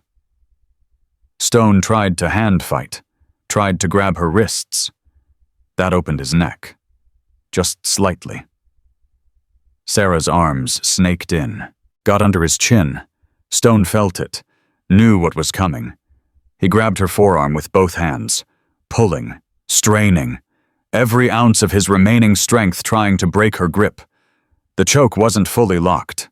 His chin was still tucked. Good defense. Sarah squeezed anyway, compressed his jaw, made it hurt, made him miserable. 1 minute of grinding. Stone defending. Sarah attacking. Neither willing to give. Then Stone made a mistake. Tired. Frustrated. Hurt. He tried to pull her arm away from his throat, used both hands, committed fully to breaking the choke. That removed his hands from his neck defense. Sarah adjusted immediately, got her forearm deeper, across his throat now, not his jaw. The choke locked. Stone felt it, knew it. His eyes went wide. He tried to tuck his chin. Too late. The choke was in. Sarah could feel his pulse against her forearm, fast, frantic. "Tap, Sergeant. It's over." Stone shook his head. Stubborn. Proud. The same pride that had started this entire confrontation. 10 seconds until unconsciousness. Maybe less. Stone's movements got sluggish, uncoordinated. His hands stopped pulling at her arm, started flailing. 5 seconds. His legs stopped kicking. His body went limp. 3 seconds. The referee rushed in, checked Stone's eyes, waved his arms frantically. "Stop, stop. He's out. He's out." Sarah released, rolled away. Stone collapsed face first onto the canvas, unconscious, beaten. The gymnasium exploded, 500 people on their feet, screaming, cheering. The noise was physical, a wave of sound that washed over everything. Sarah knelt on the canvas, couldn't stand. Her body had given everything. Every technique, every principle, every ounce of strength.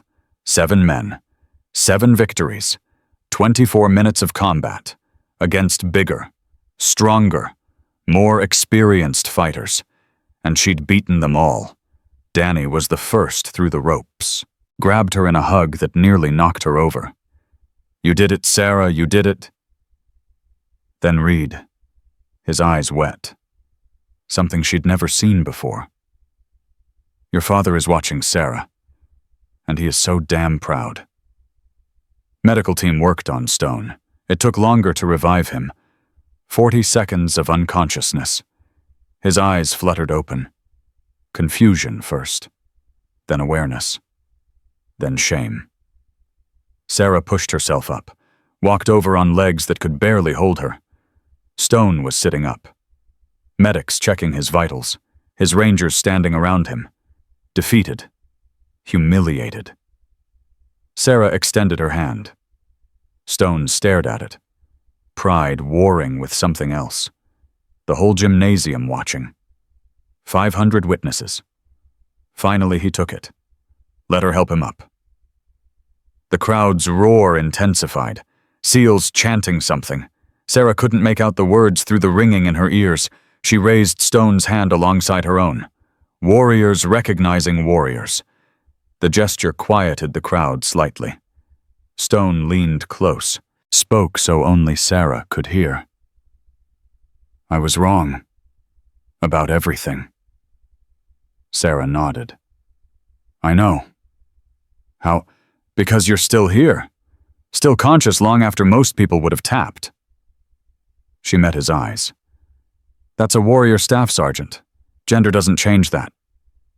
Stone's eyes were wet, not quite crying, not quite able to hold it back. You weakling. Can't even hold a gun. His voice cracked. That's what I said. First day. I remember. And here you are, holding 7 Rangers down with your bare hands. Sarah smiled, blood on her teeth from her split lip, right eye nearly swollen shut. That was your mistake, Sergeant. You confused size for strength, appearance for ability. You looked at me and saw what I couldn't do. You never bothered to look at what I could. Stone was silent for a long moment, processing, rebuilding everything he thought he knew. Can you forgive me? That's not the question you should be asking. What is... Sarah looked at the crowd, at the female support personnel watching from the edges, at the women who would come after her, who would face men like Stone throughout their careers. The question is what you're going to do now that you know you were wrong. She turned, started walking toward her corner. Stone's voice stopped her. Lieutenant Morgan. She turned back. Stone straightened, came to attention, raised his hand in a perfect salute. It was an honor to fight you, ma'am. Sarah returned the salute.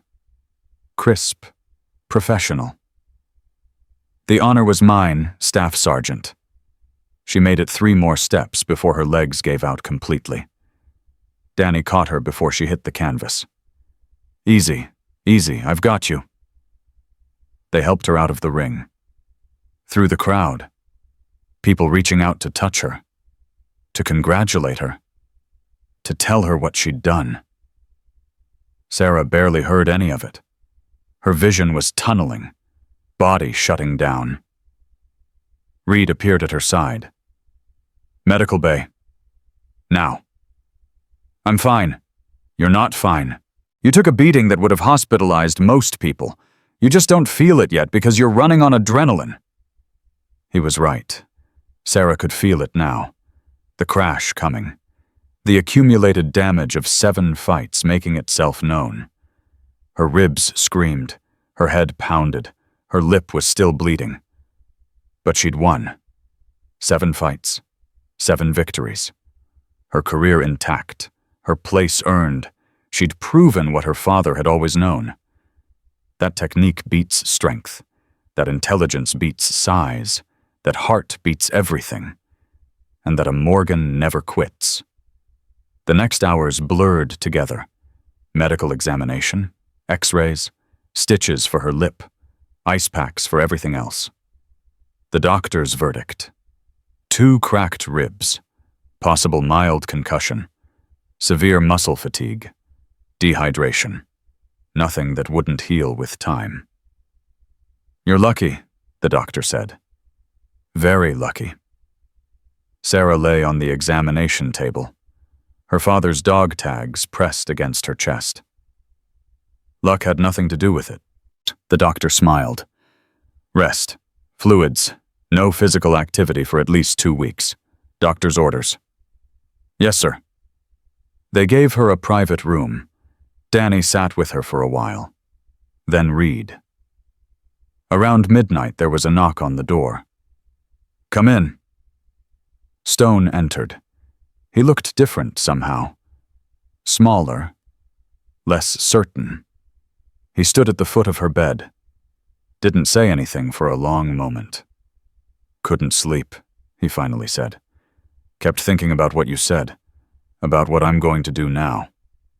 Sarah waited. I testified before Congress twice. Told them women would get men killed in special operations. Used my experience, my reputation to argue against integration. I know. I was wrong. Stone's voice was barely above a whisper. Not just about you. About all of it.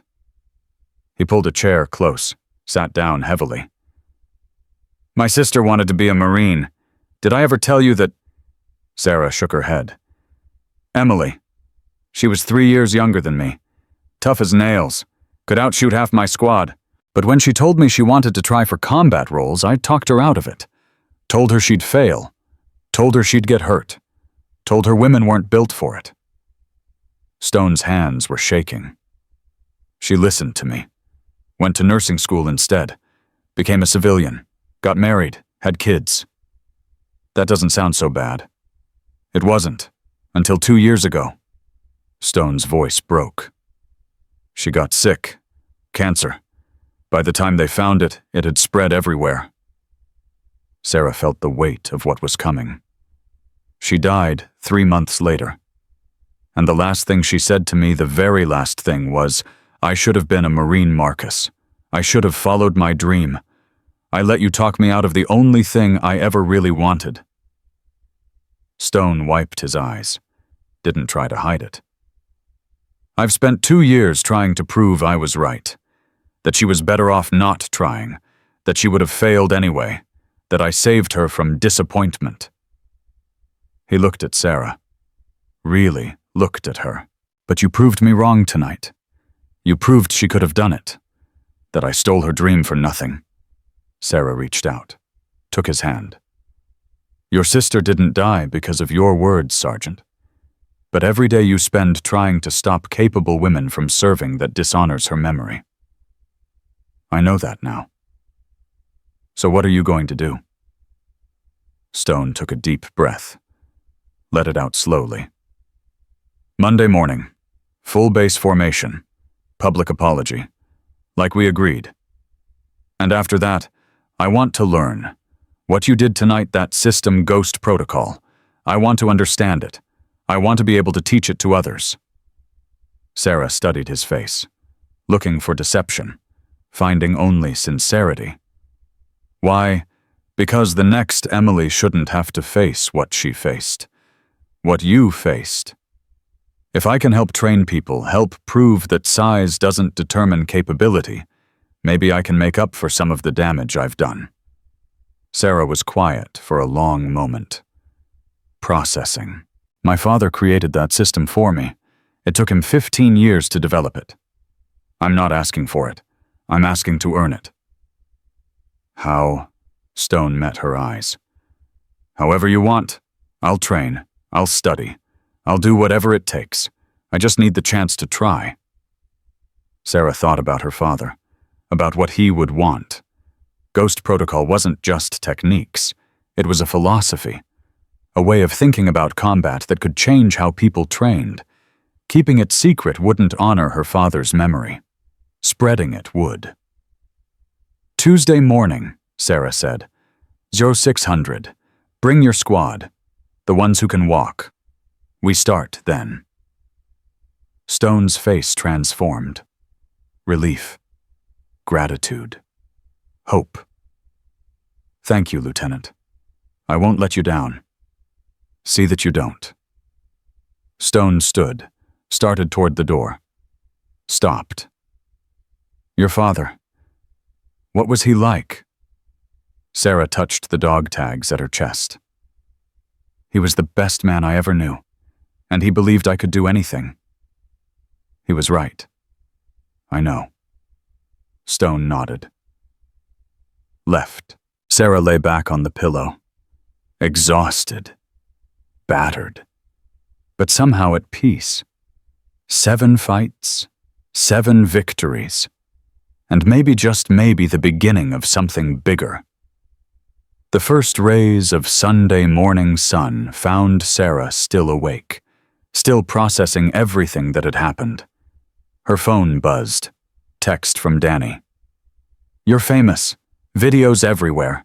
20 million views already. Sarah stared at the message. 20 million people had watched her fight. 20 million people had seen a 5'2" woman take down 7 men. Another text. Stone's been getting calls all morning. News wants interviews. Pentagon wants briefings. Everyone wants to know about the female SEAL who did the impossible. Sarah didn't feel like she'd done the impossible. She'd just done what her father trained her to do.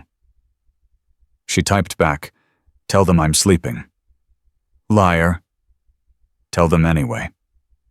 She put down the phone, picked up her father's notebook, turned to his last entry. Read it again. Being strong isn't about never falling. It's about standing back up. Sarah closed her eyes. Let the exhaustion take her. She'd stood back up 7 times. Now she needed to rest, to heal, to prepare. Because this was just the beginning. And Morgan's never quit. Monday morning arrived cold and gray. 600 personnel stood in formation on the parade ground. Officers and enlisted, SEALs and Rangers, support staff and medical personnel. Sarah stood at parade rest beside Captain Morrison. Her face was still swollen, stitches visible on her split lip, dark bruises painting both eyes. But she was standing. That was what mattered. Stone marched to the podium. Immaculate dress blues, every ribbon perfectly aligned, his jaw tight with the weight of what he was about to do. The formation fell silent. "Good morning." Stone's voice carried across the parade ground. Strong, clear, no hesitation. "I am Staff Sergeant First Class Marcus Stone, United States Army Rangers. I stand before you to issue a formal apology." He paused. Let the gravity settle. 2 weeks ago, I arrived at this base with 7 Rangers and a lifetime of prejudice. I looked at Lieutenant Sarah Morgan and saw someone who didn't belong, someone weak, someone who had been given a position she hadn't earned. His eyes found Sarah, held there. I was wrong, completely, utterly, inexcusably wrong. The formation stayed silent. Stone continued. I called Lieutenant Morgan a weakling, said she couldn't hold a gun, said women didn't belong in special operations. I spent 12 days trying to prove that she was inferior. He shook his head. Saturday night, Lieutenant Morgan defeated my entire squad, 7 trained combat veterans, back to back, while exhausted, while bleeding, while fighting through injuries that would have stopped most men I know. Stone's voice dropped. She didn't just beat us. She outclassed us. She showed every single person in that gymnasium what real strength looks like, and it has nothing to do with size. He straightened, raised his voice again. Lieutenant Morgan, every female service member on this base, every woman who has ever worn the uniform, I apologize. I was blinded by bias. I let personal demons become professional judgment. I used my rank and reputation to demean people who deserved my respect. Stone turned, faced Sarah directly. You are everything a warrior should be, Lieutenant. You have my deepest apology, and you have my highest respect. He saluted. Perfect, crisp. Sarah returned it. The applause started with the SEALs, spread through the formation. Even some Rangers joined in. Morrison stepped forward. Formation dismissed. As the crowd dispersed, Stone approached Sarah. That wasn't easy, Sarah said. No, but it was necessary. Stone looked at the sky, the clouds, anything but her face. I meant what I said last night. About learning, about changing. I know you did. Tomorrow, 0600. Your training starts. It does. Stone nodded, extended his hand. Sarah shook it. Thank you, Lieutenant, for giving me a chance I don't deserve. Everyone deserves a chance, Sergeant. It's what you do with it that matters. Stone walked away, different than before. Smaller, somehow, but also steadier. Reed appeared at Sarah's side. That went better than expected. Did it? He could have made excuses, could have blamed fatigue or luck or circumstances. Instead, he took responsibility. Reed watched Stone cross the parade ground. That's rare. People can change. Some people, when they want to badly enough. Reed turned to face her. Speaking of change, I got a call this morning, from Coronado. Sarah's heart skipped. Coronado. SEAL Team 6 headquarters. What kind of call? The kind that changes careers. Reed's expression was unreadable. They want to talk to you about a transfer. To 6, to DevGru, the development group, the Tier 1 unit. Sarah couldn't breathe. DevGru was the pinnacle, the absolute elite. The unit that had taken down bin Laden. The unit her father had served in for 8 years. When, 3 weeks, after you're cleared medically, they'll fly you out for assessment. Assessment for what? Reed smiled. That rare smile she'd only seen a handful of times. For everything you've ever wanted, Sarah. The next 8 weeks transformed everything. Sarah trained Stone and his Rangers every morning, 0600 to 900. Ghost protocol fundamentals, the principles her father had developed, the techniques that had allowed her to defeat 7 men in a single night. Stone was her best student. He approached training with obsessive focus, wanted to understand not just the how, but the why, the physics, the mechanics, the philosophy. Your father was a genius, Stone said one morning after a particularly brutal session. His arm was still tingling from a joint lock Sarah had demonstrated. He was an engineer. He understood how things break, including people. Especially people. By week 4, Stone could execute most of the basic techniques. By week 6, he was teaching them to others. By week 8, he was developing variations of his own. You have a gift for this, Sarah told him. I have a teacher who won't let me quit. Their relationship had evolved into something unexpected. Friendship, the kind forged through conflict and resolution, through respect earned in blood and sweat. Sarah discovered she enjoyed teaching, breaking down her father's system, explaining the mechanics, watching understanding dawn in students' eyes. Then came the Tuesday morning that changed everything again. Sarah was running the obstacle course with Stone's squad when Captain Morrison found her. Lieutenant Morgan, conference room, immediately. Bring Staff Sergeant Stone. They jogged to the admin building. Morrison's tone had been clipped. Professional. Urgent. The conference room held senior officers, a civilian whose suit screamed government intelligence. Sit. Morrison's voice left no room for questions. They sat. We have a situation. Somalia. 6 American CIA operatives taken hostage 4 days ago by al-Shabaab militants.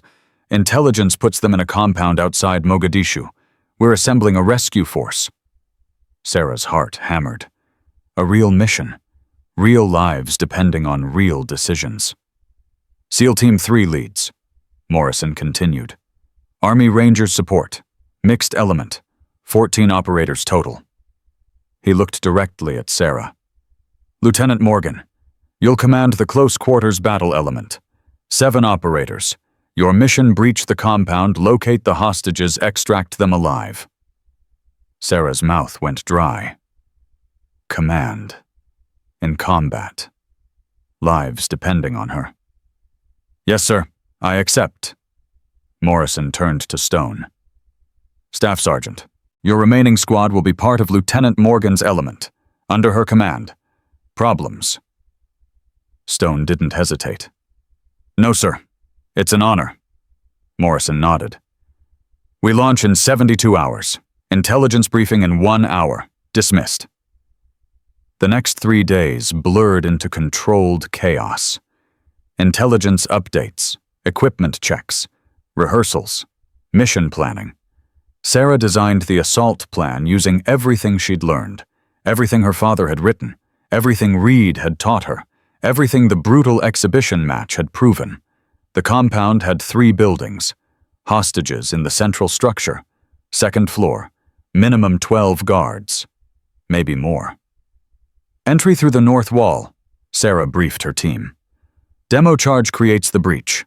Stack 1 through first. Clear left. Stack 2 follows. Clear right. Speed is everything. They hear us coming, hostages die. Stone sat in the front row, taking notes, asking sharp questions. What about the rooftop sentries? Sniper team takes them 30 seconds before breach. Synchronized shots. And if the hostages aren't where intel says, we clear every room until we find them. Nobody leaves until all 6 are accounted for. Stone nodded. No more challenges. No more skepticism. Just a soldier preparing for war. Mission night came faster than Sarah expected. She stood on the deck of USS Bataan, the ship cutting through dark waters toward the Somali coast. Stars overhead. The smell of salt and diesel. Reed found her at the rail. He'd pulled strings to be there. Wouldn't let her do this without him watching. Your dad stood on a deck like this before Aleppo, Reed said. Same stars, same nervous energy. Sarah nodded. Couldn't speak. You scared? Terrified. Good. Fear keeps you sharp. Reed stood beside her. You know what he told me the night before that mission?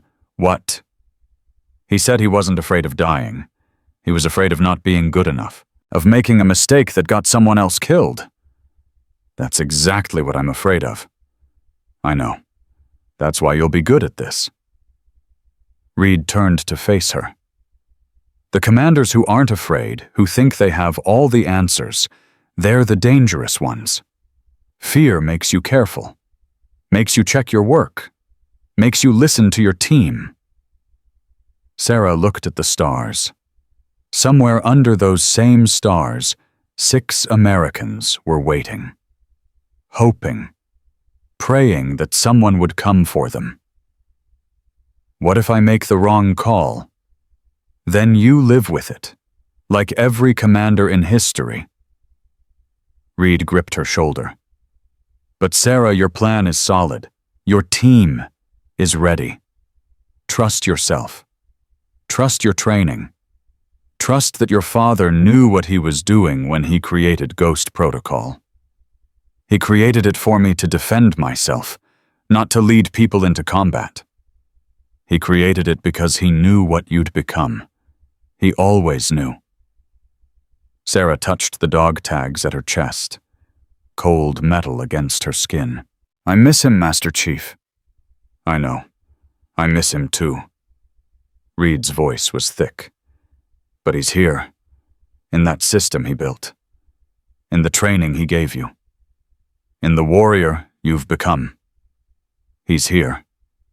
Sarah wiped her eyes, straightened her spine. 2 hours to insertion. Then you better get your team ready. 2,100 hours.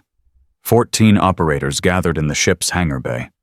Full combat gear, weapons, night vision, medical supplies, everything they'd need to bring 6 Americans home. Sarah stood before them, 14 sets of eyes waiting for her to lead. Listen up. 6 Americans are in enemy hands. 4 days of captivity. Every hour increases the risk they don't come home alive. Our job is simple. Get in, get them out, get everyone home. She activated the tactical display, satellite imagery of the compound. Insertion via rigid hull inflatable boats, 3 miles offshore, 2-mile overland approach. Hit time 300 when guards are tired and reaction time is slowest. She walked them through every phase, every contingency, every what if. Stone asked questions, sharp, professional. The other Rangers followed his lead. By the end, everyone knew their role. Everyone understood the stakes. Rules of engagement, Sarah continued. Deadly force authorized, but hostage safety is priority 1. If you have to choose between taking a shot and risking a hostage, you hold fire. We accept risk to ourselves, never to them." She paused, looked at each face. "Questions? None. Gear up. We launch in 30 minutes. The insertion went perfectly. 2 boats hit the beach at 2:15 time. No contact. The team moved inland. Fast. Silent. 14 shadows flowing through darkness. Sarah led point. Stone behind her. The stack following in perfect formation. 2 miles of rough terrain. 40 minutes of careful movement. Every step controlled. Every sound suppressed. They reached the compound perimeter at 0255. Sarah raised her fist. The team froze. Through her night vision, she studied the target. 3 sentries visible. Bored. Smoking. Talking among themselves. Completely unaware. She hand-signaled to the sniper team. 3 targets. Synchronized shots. Counted down on her fingers. 3, 2, 1. 3 suppressed shots. 3 sentries dropped. Silent kills. Sarah moved forward. The team flowed behind her. 14 operators moving as one organism. They reached the building. Stack positioned at the north wall. Sarah looked at the demo specialist. Nodded. Breaching charge placed. Armed. 3, 2, 1. The explosion ripped through the wall. Not loud. Shaped. Precise. Just enough to create an entry point. Sarah was first through. Weapon up. Night vision painting everything in shades of green. Hallway. Clear. She moved. The team flowed behind her. 12 operators. 1 machine. First room. Door. Sarah kicked it open. 2 men inside, scrambling for weapons. Sarah's rifle spoke. Controlled bursts. 2-round center mass. Target down. Stone engaged the second. Clean shot. Room clear, moving. Second room. Empty. Third room, 3 hostiles. More alert now, weapons in hand. Sarah dropped the first before he could aim. Stone took the second. A ranger named Patterson got the third. Clear. Moving. Stairs. The fatal funnel. Most dangerous part of any building assault. Sarah led the ascent. Slow, methodical, checking corners, clearing threats. A hostile appeared at the top. AK-47 rising. Sarah fired first. 2 rounds. Threat eliminated. They reached the second floor. Another hallway. Voices ahead. Arabic. Angry. Confused. They knew something was wrong. Didn't know what yet. Sarah moved fast. No time for caution now. Speed was life. She reached the door. Locked. Heavy. Stone stepped up. Shotgun breech. 1 round to the hinges, 1 to the lock. The door crashed open. 6 Americans inside. Bound. Blindfolded. Terrified. And 3 guards. Weapons pointed at the hostages. Time stopped. 1 guard had his rifle pressed against a woman's head, his finger on the trigger, eyes wild with fear and anger. "Drop weapons," he screamed in broken English.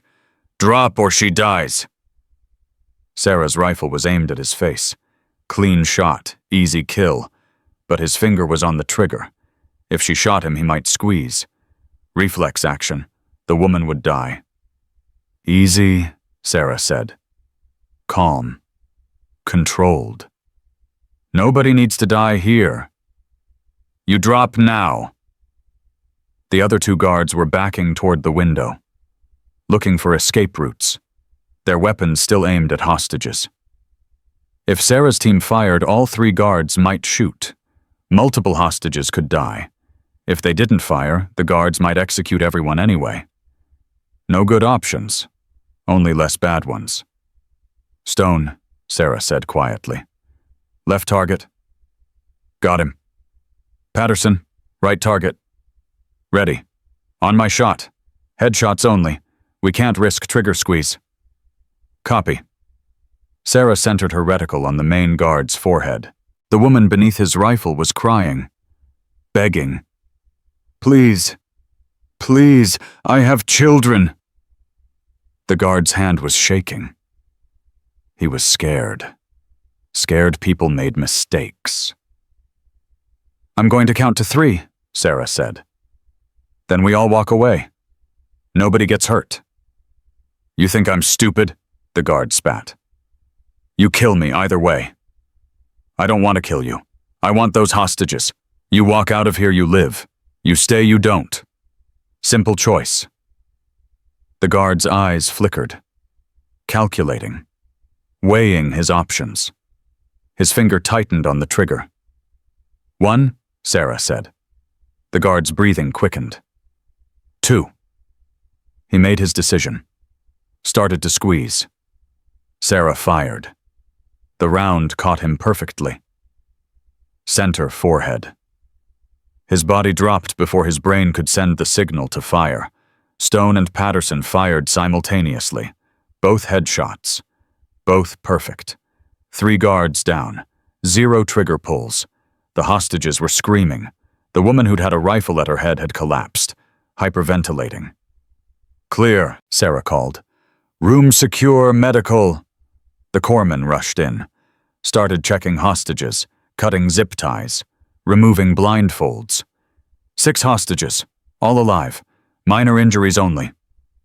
Sarah let out a breath she didn't know she'd been holding. Let's move. We've got maybe 2 minutes before the whole compound wakes up. They moved the hostages toward the stairs. Quick, efficient. No time for comfort. That's when the gunfire started below. Contact! Someone yelled from the ground floor.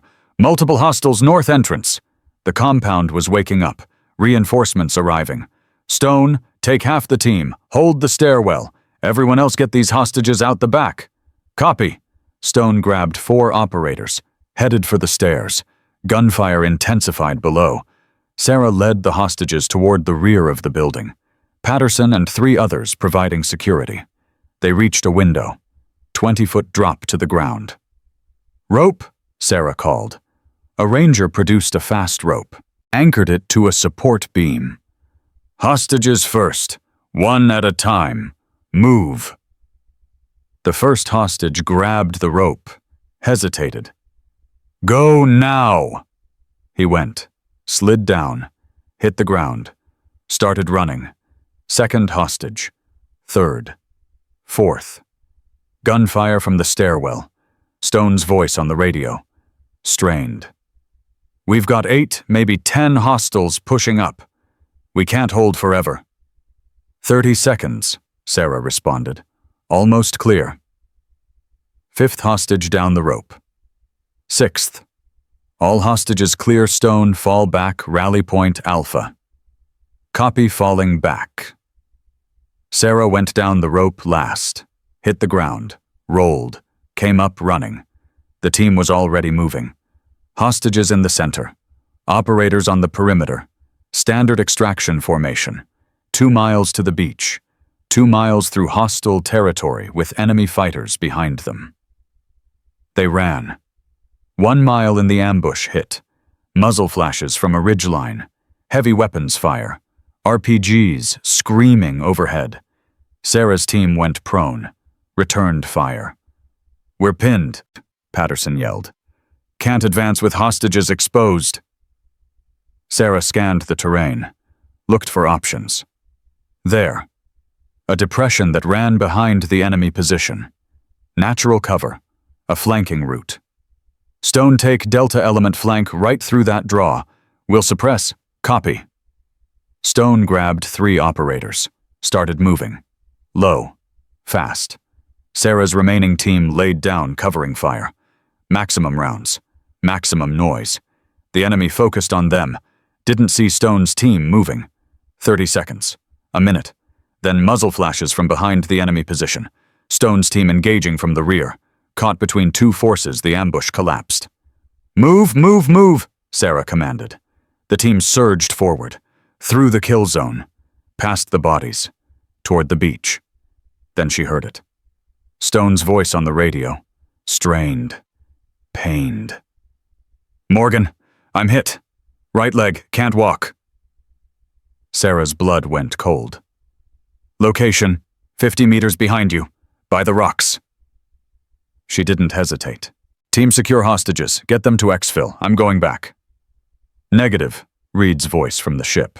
"Your mission, Commander. Send someone else." "There is no one else." Sarah was already moving, sprinting back toward Stone's position. "Everyone else is with the hostages." 50 yards, under fire, rounds snapping past her head.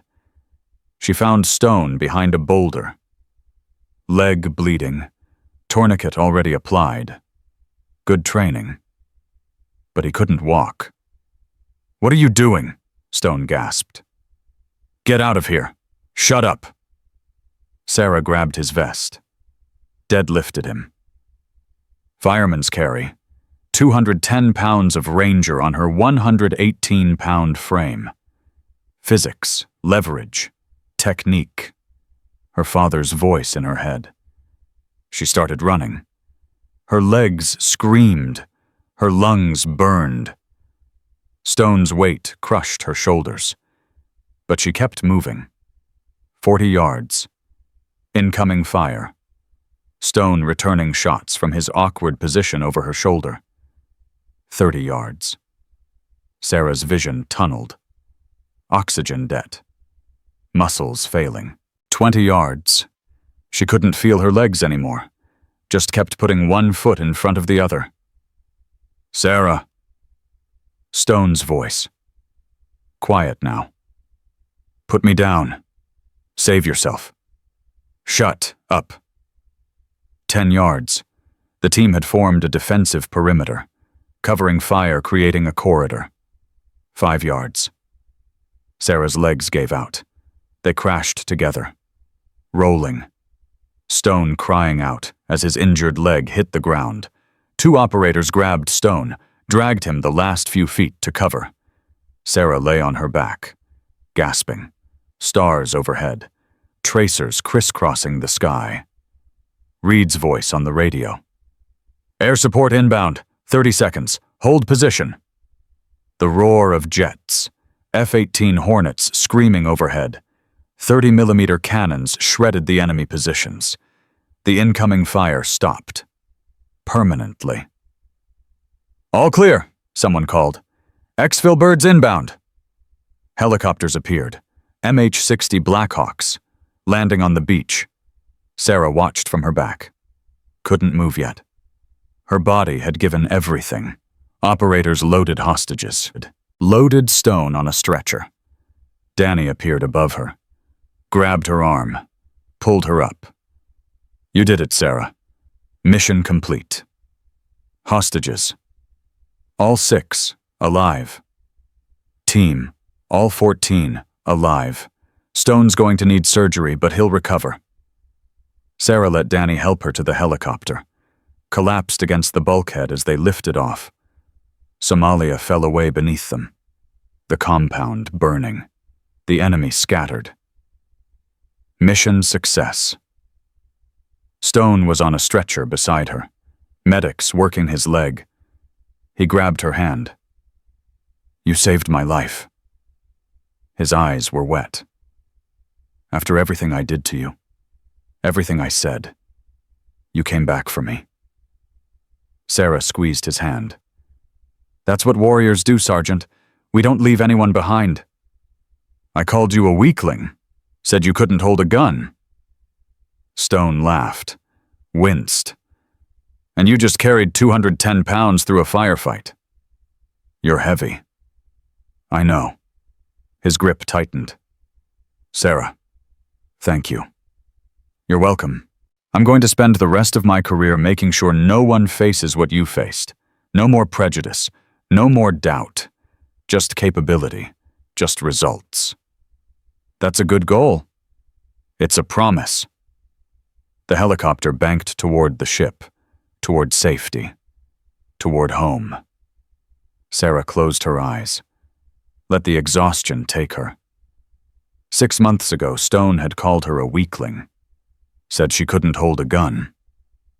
Tonight she'd held 7 operators together under fire, held a mission together when it fell apart, held 210 pounds of wounded soldier and carried him to safety. She'd held everything that mattered, and she'd never let go. 6 months later, Lieutenant Commander Sarah Morgan stood before 40 operators in the DevGru training facility at Dam Neck, Virginia. The promotion had come with the transfer, the Navy's recognition of what she'd done in Somalia, what she'd proven in that gymnasium at Little Creek, what she'd become since the day Stone called her a weakling.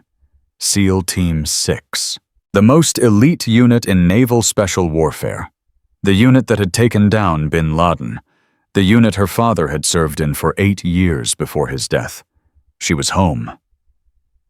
The 40 operators before her came from every special operations branch: SEALs, Rangers, Marine Raiders, Air Force Pararescue.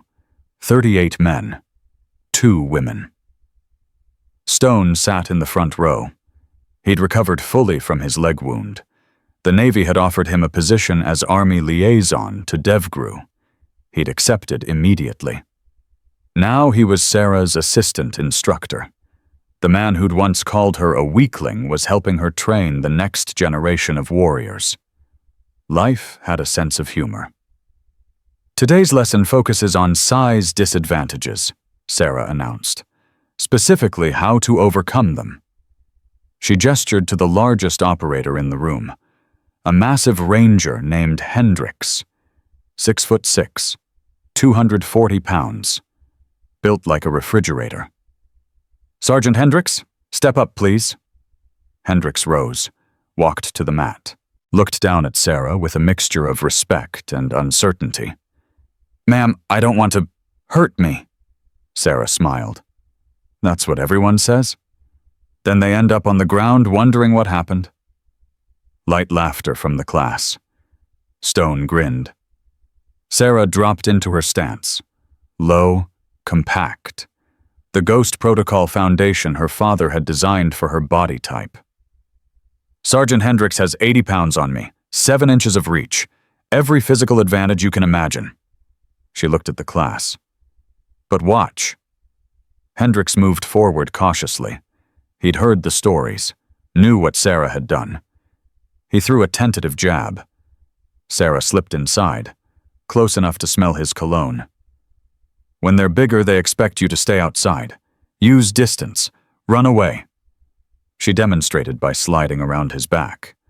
"But distance is their friend, not yours." Hendricks turned, tried to grab her.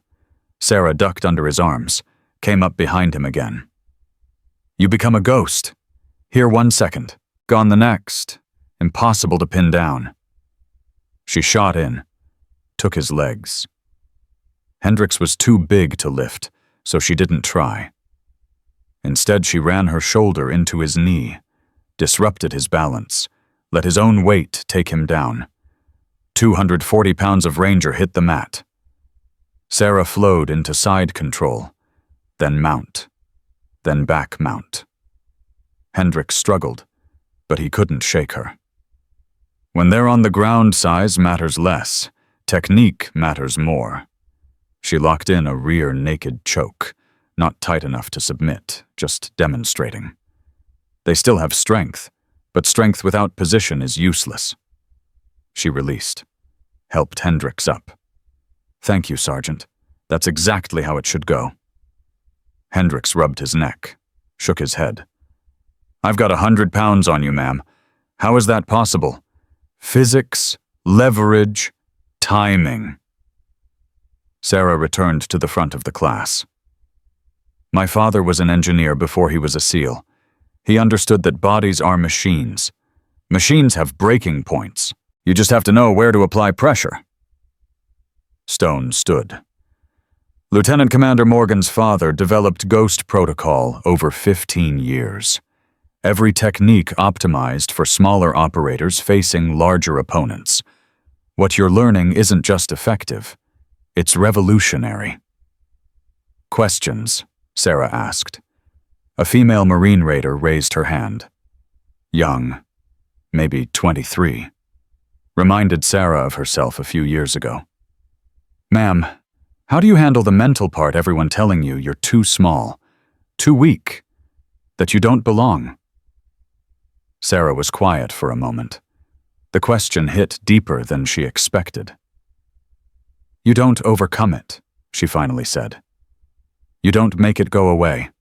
The doubt never completely disappears. Not theirs, not yours. She touched the dog tags beneath her shirt. Her father's dog tags. But you learn to use it. Every person who says you can't becomes fuel. Every doubt becomes motivation. You don't prove them wrong with words. You prove them wrong by being so undeniably excellent that doubt becomes impossible. The raider nodded. But Sarah could see the uncertainty in her eyes. The same uncertainty she'd felt at 23. What's your name, Corporal? Martinez, ma'am. Elena Martinez. Stay after class, Martinez. I want to talk to you. Training continued for another 2 hours. Drills, techniques, sparring. Sarah watched each operator noting strengths and weaknesses. Who had natural talent? Who needed more work? Who might wash out? After the class dispersed, Martinez approached nervously. You wanted to see me, ma'am? Sit down, Corporal. Sarah gestured to the bench, sat beside her. How long have you been with the Raiders? 14 months, ma'am. And how many times have you heard that you don't belong? Martinez's jaw tightened. Every day, sometimes multiple times. From who? Everyone. Other Marines, support staff, even some officers. Martinez looked at her hands. Last month, my team leader told me I'd get someone killed. Said he'd never trust me on an actual mission. Sarah felt the old anger stir, the familiar fire that had burned through 12 days of Stone's harassment. What did you do? Nothing. What could I do? He's my superior. You could prove him wrong. How he won't give me the chance. Sarah stood, walked to her gear bag, retrieved her father's notebook, the worn leather cover, the yellowed pages. My father gave me this. Started writing it when I was born. Kept adding to it until the day he died. She handed it to Martinez. Read page 1. Martinez opened the notebook. Her lips moved as she read. For Sarah, my ghost, my warrior. She looked up. Your father wrote this. 15 years of his life went into that book. Every technique, every principle, everything he believed I would need to become what I am. And what are you? Sarah smiled.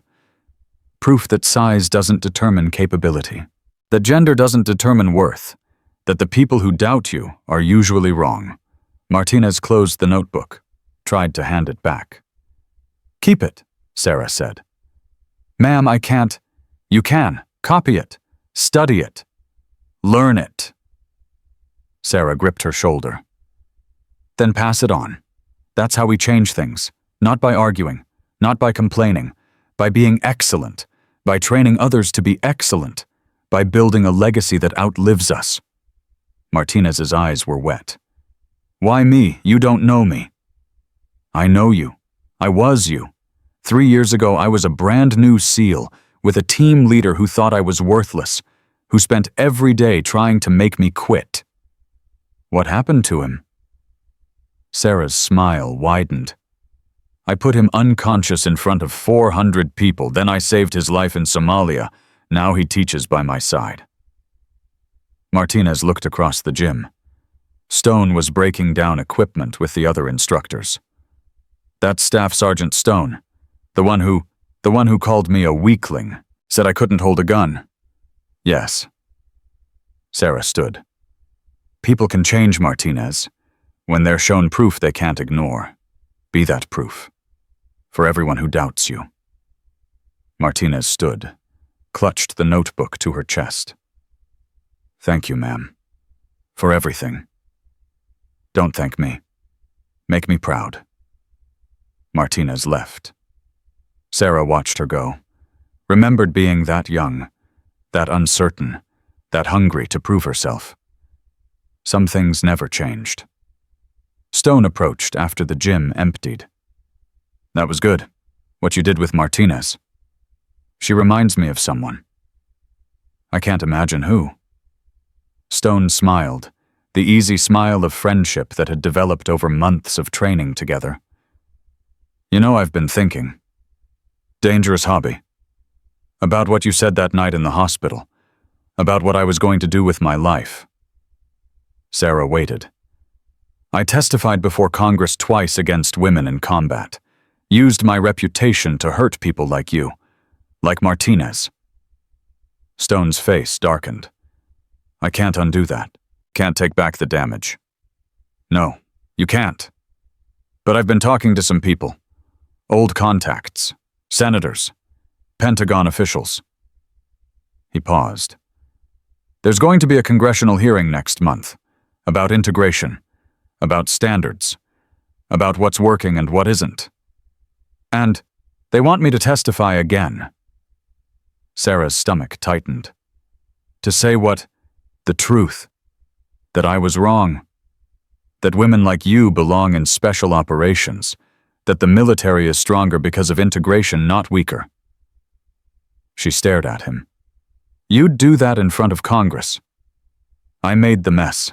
It's time I helped clean it up." Stone met her eyes.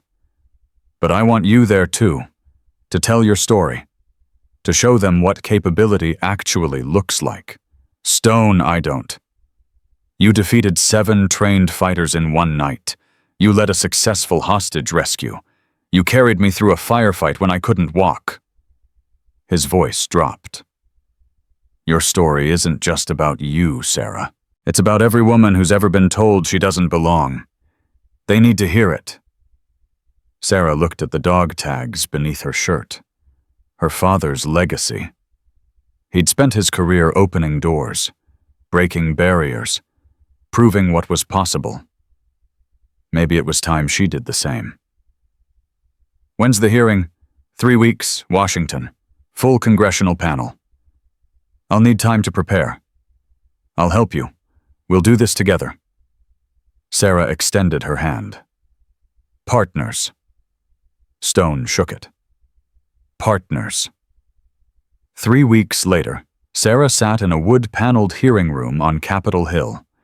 Dress blues pressed, ribbons aligned, her father's dog tags hidden beneath her shirt.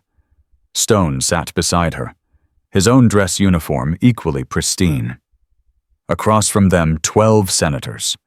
The Armed Services Committee, the people who decided military policy for 300 million Americans. Chairman Harrison gavelled the session to order. "This hearing will examine the integration of women into Special Operations Forces. We'll hear testimony from Staff Sergeant First Class Marcus Stone, U.S. Army Rangers, and Lieutenant Commander Sarah Morgan, U.S. Navy SEALs." He looked at Stone. "Staff Sergeant, you've testified before this committee twice previously, both times opposing integration. Has your position changed?" Stone leaned toward his microphone. "Yes, Chairman. Completely." Murmurs from the gallery. Senators exchanging glances. "Could you explain?" 3 years ago, I sat in this room and told you that women would get men killed in special operations, that they weren't physically capable, that integrating them would weaken our forces." Stone paused. "I was wrong about all of it. What changed your mind?" Stone looked at Sarah. "Lieutenant Commander Morgan, I watched her defeat 7 of my Rangers in consecutive fights. I served under her command during a hostage rescue in Somalia. I watched her carry me to safety through enemy fire when I was wounded." He turned back to the committee. "She's the finest combat leader I've ever served with, not despite being a woman, not because of being a woman, just because of who she is." Senator Williams leaned forward. Staff Sergeant, your previous testimony was cited extensively in arguments against integration. Some would say you caused significant harm to qualified female candidates. I did. I know that. Stone's voice cracked. I can't undo that harm, but I can spend the rest of my career fighting the prejudice I helped create. That's what I intend to do. Chairman Harrison nodded. Lieutenant Commander Morgan, we've heard Staff Sergeant Stone's perspective. We'd like to hear yours. Sarah leaned toward her microphone. Her heart hammered. 500 people watching. Millions more would see the recording. Chairman, members of the committee, my father was Master Chief David Morgan, SEAL Team 6. He died in Aleppo 5 years ago, saving 3 wounded operators and completing a hostage rescue mission, when she touched the dog tags beneath her uniform. Before he left for that mission, he gave me a notebook. 15 years of his life in those pages. Techniques. Principles.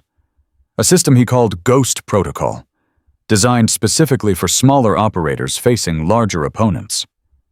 He knew I would face doubt. Knew people would look at my size and see weakness. So he gave me the tools to prove them wrong. Senator Mitchell interrupted. Lieutenant Commander, some argue that your success is an exception, that most women can't achieve what you have. Senator, with respect, that's the same argument people made about African Americans, about immigrants, about anyone different from the majority. Sarah kept her voice steady. Capability isn't determined by gender. It's determined by training, by dedication, by heart. There are physical differences. Yes, there are. Men are on average larger and stronger, but combat isn't arm wrestling. It's not about who can lift the most weight. It's about who can think fastest, react quickest, lead most effectively under pressure. She leaned forward. The night I fought 7 Rangers, I was outweighed by 60 to 100 pounds in every match. I won because I was faster, smarter, better trained, not because I was given special treatment, because I earned my skills through years of work. Senator Williams spoke again.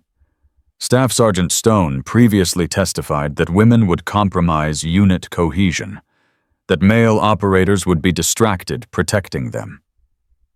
Sarah looked at Stone. He nodded. Senator, in Somalia, Lieutenant Commander Morgan's element performed flawlessly, Stone said. No hesitation, no distraction. Her male teammates followed her orders without question, because they trusted her, because she'd earned that trust. And when you were wounded, she came back for me, through active gunfire, carried me 200 meters to extraction, 118 pounds carrying 210. Stone's voice thickened. Every man on that team would have done the same for her. That's unit cohesion, Senator. That's what real integration looks like. The hearing continued for 2 more hours. Questions about training standards, about physical requirements, about psychological assessments. Sarah answered everything, honestly, directly, without defensiveness or excuses. When Chairman Harrison finally gavelled the session closed, something had shifted in the room. Sarah could feel it. The skepticism hadn't disappeared, but it had cracked. Outside the hearing room, reporters swarmed, cameras flashing, microphones thrust forward. Lieutenant Commander Morgan, do you think your testimony will change policy? I think truth changes things, eventually, when enough people hear it. Staff Sergeant Stone. Any regrets about your previous testimony? More than I can count, but regret without action is useless. That's why I'm here. Sarah and Stone pushed through the crowd, found a quiet corner near the elevators. That went well, Stone said. Did it better than I expected. Some of those senators were actually listening. He paused. Thank you for letting me do this with you, for giving me a chance to make things right. Thank you for taking it. Sarah's phone buzzed. Text from Reed. Watching live. Your father would be so proud. Both of you. She showed Stone. His eyes went wet. Both of us. He included me. You've earned it. Stone shook his head. I haven't. Not yet. But I will. They walked out of the Capitol building together, into the sunlight, into whatever came next. 2 years passed. Ghost protocol spread through every special operations branch. Army, Navy, Air Force, Marines. The techniques Sarah's father had developed became standard curriculum. Stone became the program's most vocal advocate, traveling to bases worldwide, training instructors, converting skeptics one at a time. Sarah continued at DevGru, led 3 more successful missions, trained 200 operators, watched a new generation learn what her father had created. Then came the morning that changed everything again. She was in her office reviewing after-action reports when Reed appeared in her doorway. His face was strange, excited, but cautious. Sarah, there's someone here to see you. Who? Reed stepped aside. A woman entered. Mid-60s. Silver hair, straight spine. Eyes that Sarah would have recognized anywhere. Her mother. Mom. Sarah rose so fast her chair fell over. What are you doing here? Catherine Morgan crossed the room, embraced her daughter, held on like she was afraid to let go. I watched your testimony, 2 years ago. Every word. Her mother's voice trembled. I've been trying to find the courage to come to see you ever since. Courage, Mom, you could have called. I was afraid. Catherine pulled back, looked at her daughter's face. After your father died, I shut down, pushed you away, told myself I was protecting you when really I was protecting myself. Sarah's throat tightened. They hadn't spoken in 3 years, not since the funeral, not since her mother had said she couldn't bear to watch Sarah follow her father's path. I was wrong, Catherine continued, about all of it. You're not going to die like he did. You're going to live like he lived. Fully. Bravely. Making a difference. Mom, I'm proud of you. So proud it hurts. Catherine's eyes overflowed. Your father would be too. He always knew what you'd become. I just couldn't see it until now. Sarah hugged her mother. For the first time in 3 years. For the first time since she'd become an orphan in everything but name. I missed you, Mom. I missed you too, baby. So much. They held each other in that office.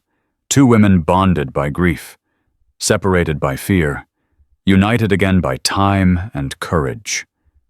Reed watched from the doorway, smiled, slipped away to give them privacy. Later that evening, Sarah took her mother to the memorial wall. The names of fallen SEALs carved in bronze. They stood before her father's name. Master Chief David Morgan. He talked about you constantly, Catherine said. His warrior, his ghost. He knew from the day you were born that you'd be extraordinary. I'm just trying to live up to his legacy. You've exceeded it. Catherine touched the bronze letters. He gave you the tools. You built something larger, something that will outlive us all. Sarah pulled out her father's notebook. The worn leather, the yellowed pages.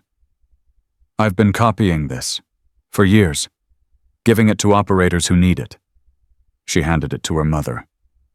But the original should stay in the family.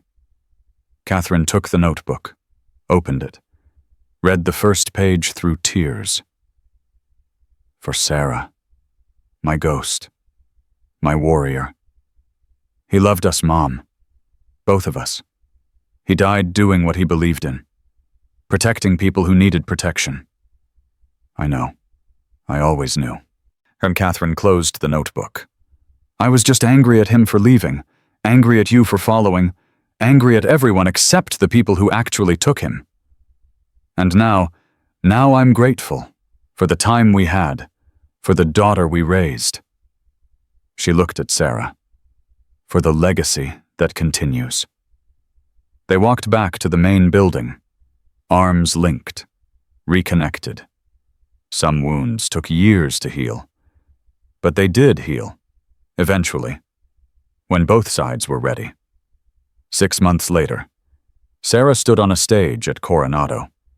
The same base where Stone had first called her a weakling. The same gymnasium where she'd defeated 7 Rangers. But today, the gymnasium was filled with different people. 200 female operators from every branch. The first all-women advanced combatives course in military history. Sarah's course, her curriculum, her legacy. Stone sat in the front row, Martinez beside him. Both instructors now, both helping spread what Sarah had built. Welcome to Ghost Protocol Advanced Training, Sarah announced. Over the next 8 weeks, you'll learn techniques developed over 20 years. Techniques designed specifically for smaller operators facing larger opponents. She looked at the faces before her. Young, eager, determined. Some of you have been told you don't belong, that you're too small, too weak, that women can't do what men do. She smiled. I'm here to tell you those people are wrong. Every single one of them. And by the end of this course, you'll have the tools to prove it. Sarah touched the dog tags beneath her shirt. Her father's legacy. Her responsibility. My name is Lieutenant Commander Sarah Morgan. My father was Master Chief David Morgan. He died believing that capability has no gender, that excellence can come from anyone, that warriors are defined not by their size, but by their heart. She looked at the class, at the future. Let's get to work. And after class, Sarah found herself alone on the beach.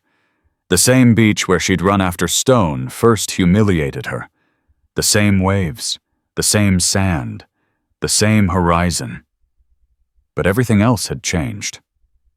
She pulled out her phone, opened a text to read. It's done. First class started. 200 operators. The future. His reply came immediately. Your father is watching, smiling. So am I. Sarah looked at the ocean. Somewhere beyond that water, her father had fought his last battle. Somewhere beyond that water, he'd given everything for the people he served. She was still fighting, still giving, still proving what was possible. But now she wasn't alone. 200 new warriors learning Ghost Protocol. Hundreds more around the world using techniques her father developed. A legacy spreading wider every day. Stone appeared beside her. Quiet, respectful. Good class, he said. First of many. You know, 3 years ago, I thought I knew everything about combat, about capability, about who belonged in special operations. And now I know I knew nothing. Stone looked at the waves. You've taught me more than anyone. Not just techniques, philosophy, how to see people for what they can become, not what they appear to be. Sarah smiled. That's what my father taught me. I'm just passing it on. He'd be proud. I know.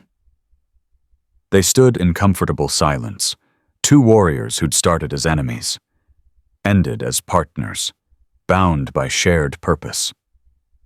What's next? Stone asked. Tomorrow, another class, another opportunity. We keep building, keep training, keep proving. Until Sarah touched her father's dog tags, felt the warm metal against her skin. Until capability is the only standard that matters. Until no one doubts based on gender. Until little girls everywhere know they can become warriors if they want to. That's a big mission. It's the only mission that matters. Sarah turned from the ocean, started walking back toward the base, toward the future she was building. Stone fell into step beside her. "You know what I think about sometimes," he said. That first day, when I called you a weakling, said you couldn't hold a gun." He shook his head. "I was so sure I was right. And now," Stone laughed, "now I know that you held something much heavier than a gun. You held 7 Rangers, you held a rescue mission together.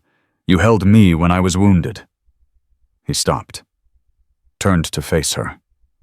"You held an entire legacy in your hands. And you didn't just carry it. You expanded it, made it bigger than your father ever imagined." Sarah looked at the man she'd once hated. The man who'd tried to destroy her. The man who'd become her greatest ally. "Thank you, Marcus." For what? For changing, for growing, for proving that people can become better than their worst moments. Stone nodded. "Thank you for giving me the chance." They walked on, toward the base, toward the classes waiting, toward the legacy continuing. Behind them, the sun set over the Pacific. The same sun that had witnessed Sarah's lowest moment. The same sun that now witnessed her triumph. 3 years ago, she'd been a SEAL they called a weakling. Today, she was a legend. Not because of what she'd overcome, not because of what she'd proven, because of what she'd built. A system that would outlive her. Students who would carry it forward. A legacy that would protect warriors for generations to come. Her father had given her ghost protocol. She had given it to the world. And the world would never be the same. Sarah Morgan walked into the sunset. A warrior, a teacher, a legacy. Her father's voice echoed in her memory. The last thing he'd ever written. Being strong isn't about never falling. It's about standing back up. She had fallen. Many times, she had stood back up, every time, and she would keep standing. Because Morgans don't quit. Because warriors never give up. Because the mission continues. And because somewhere watching over her, a father smiled at the daughter who had become everything he ever dreamed.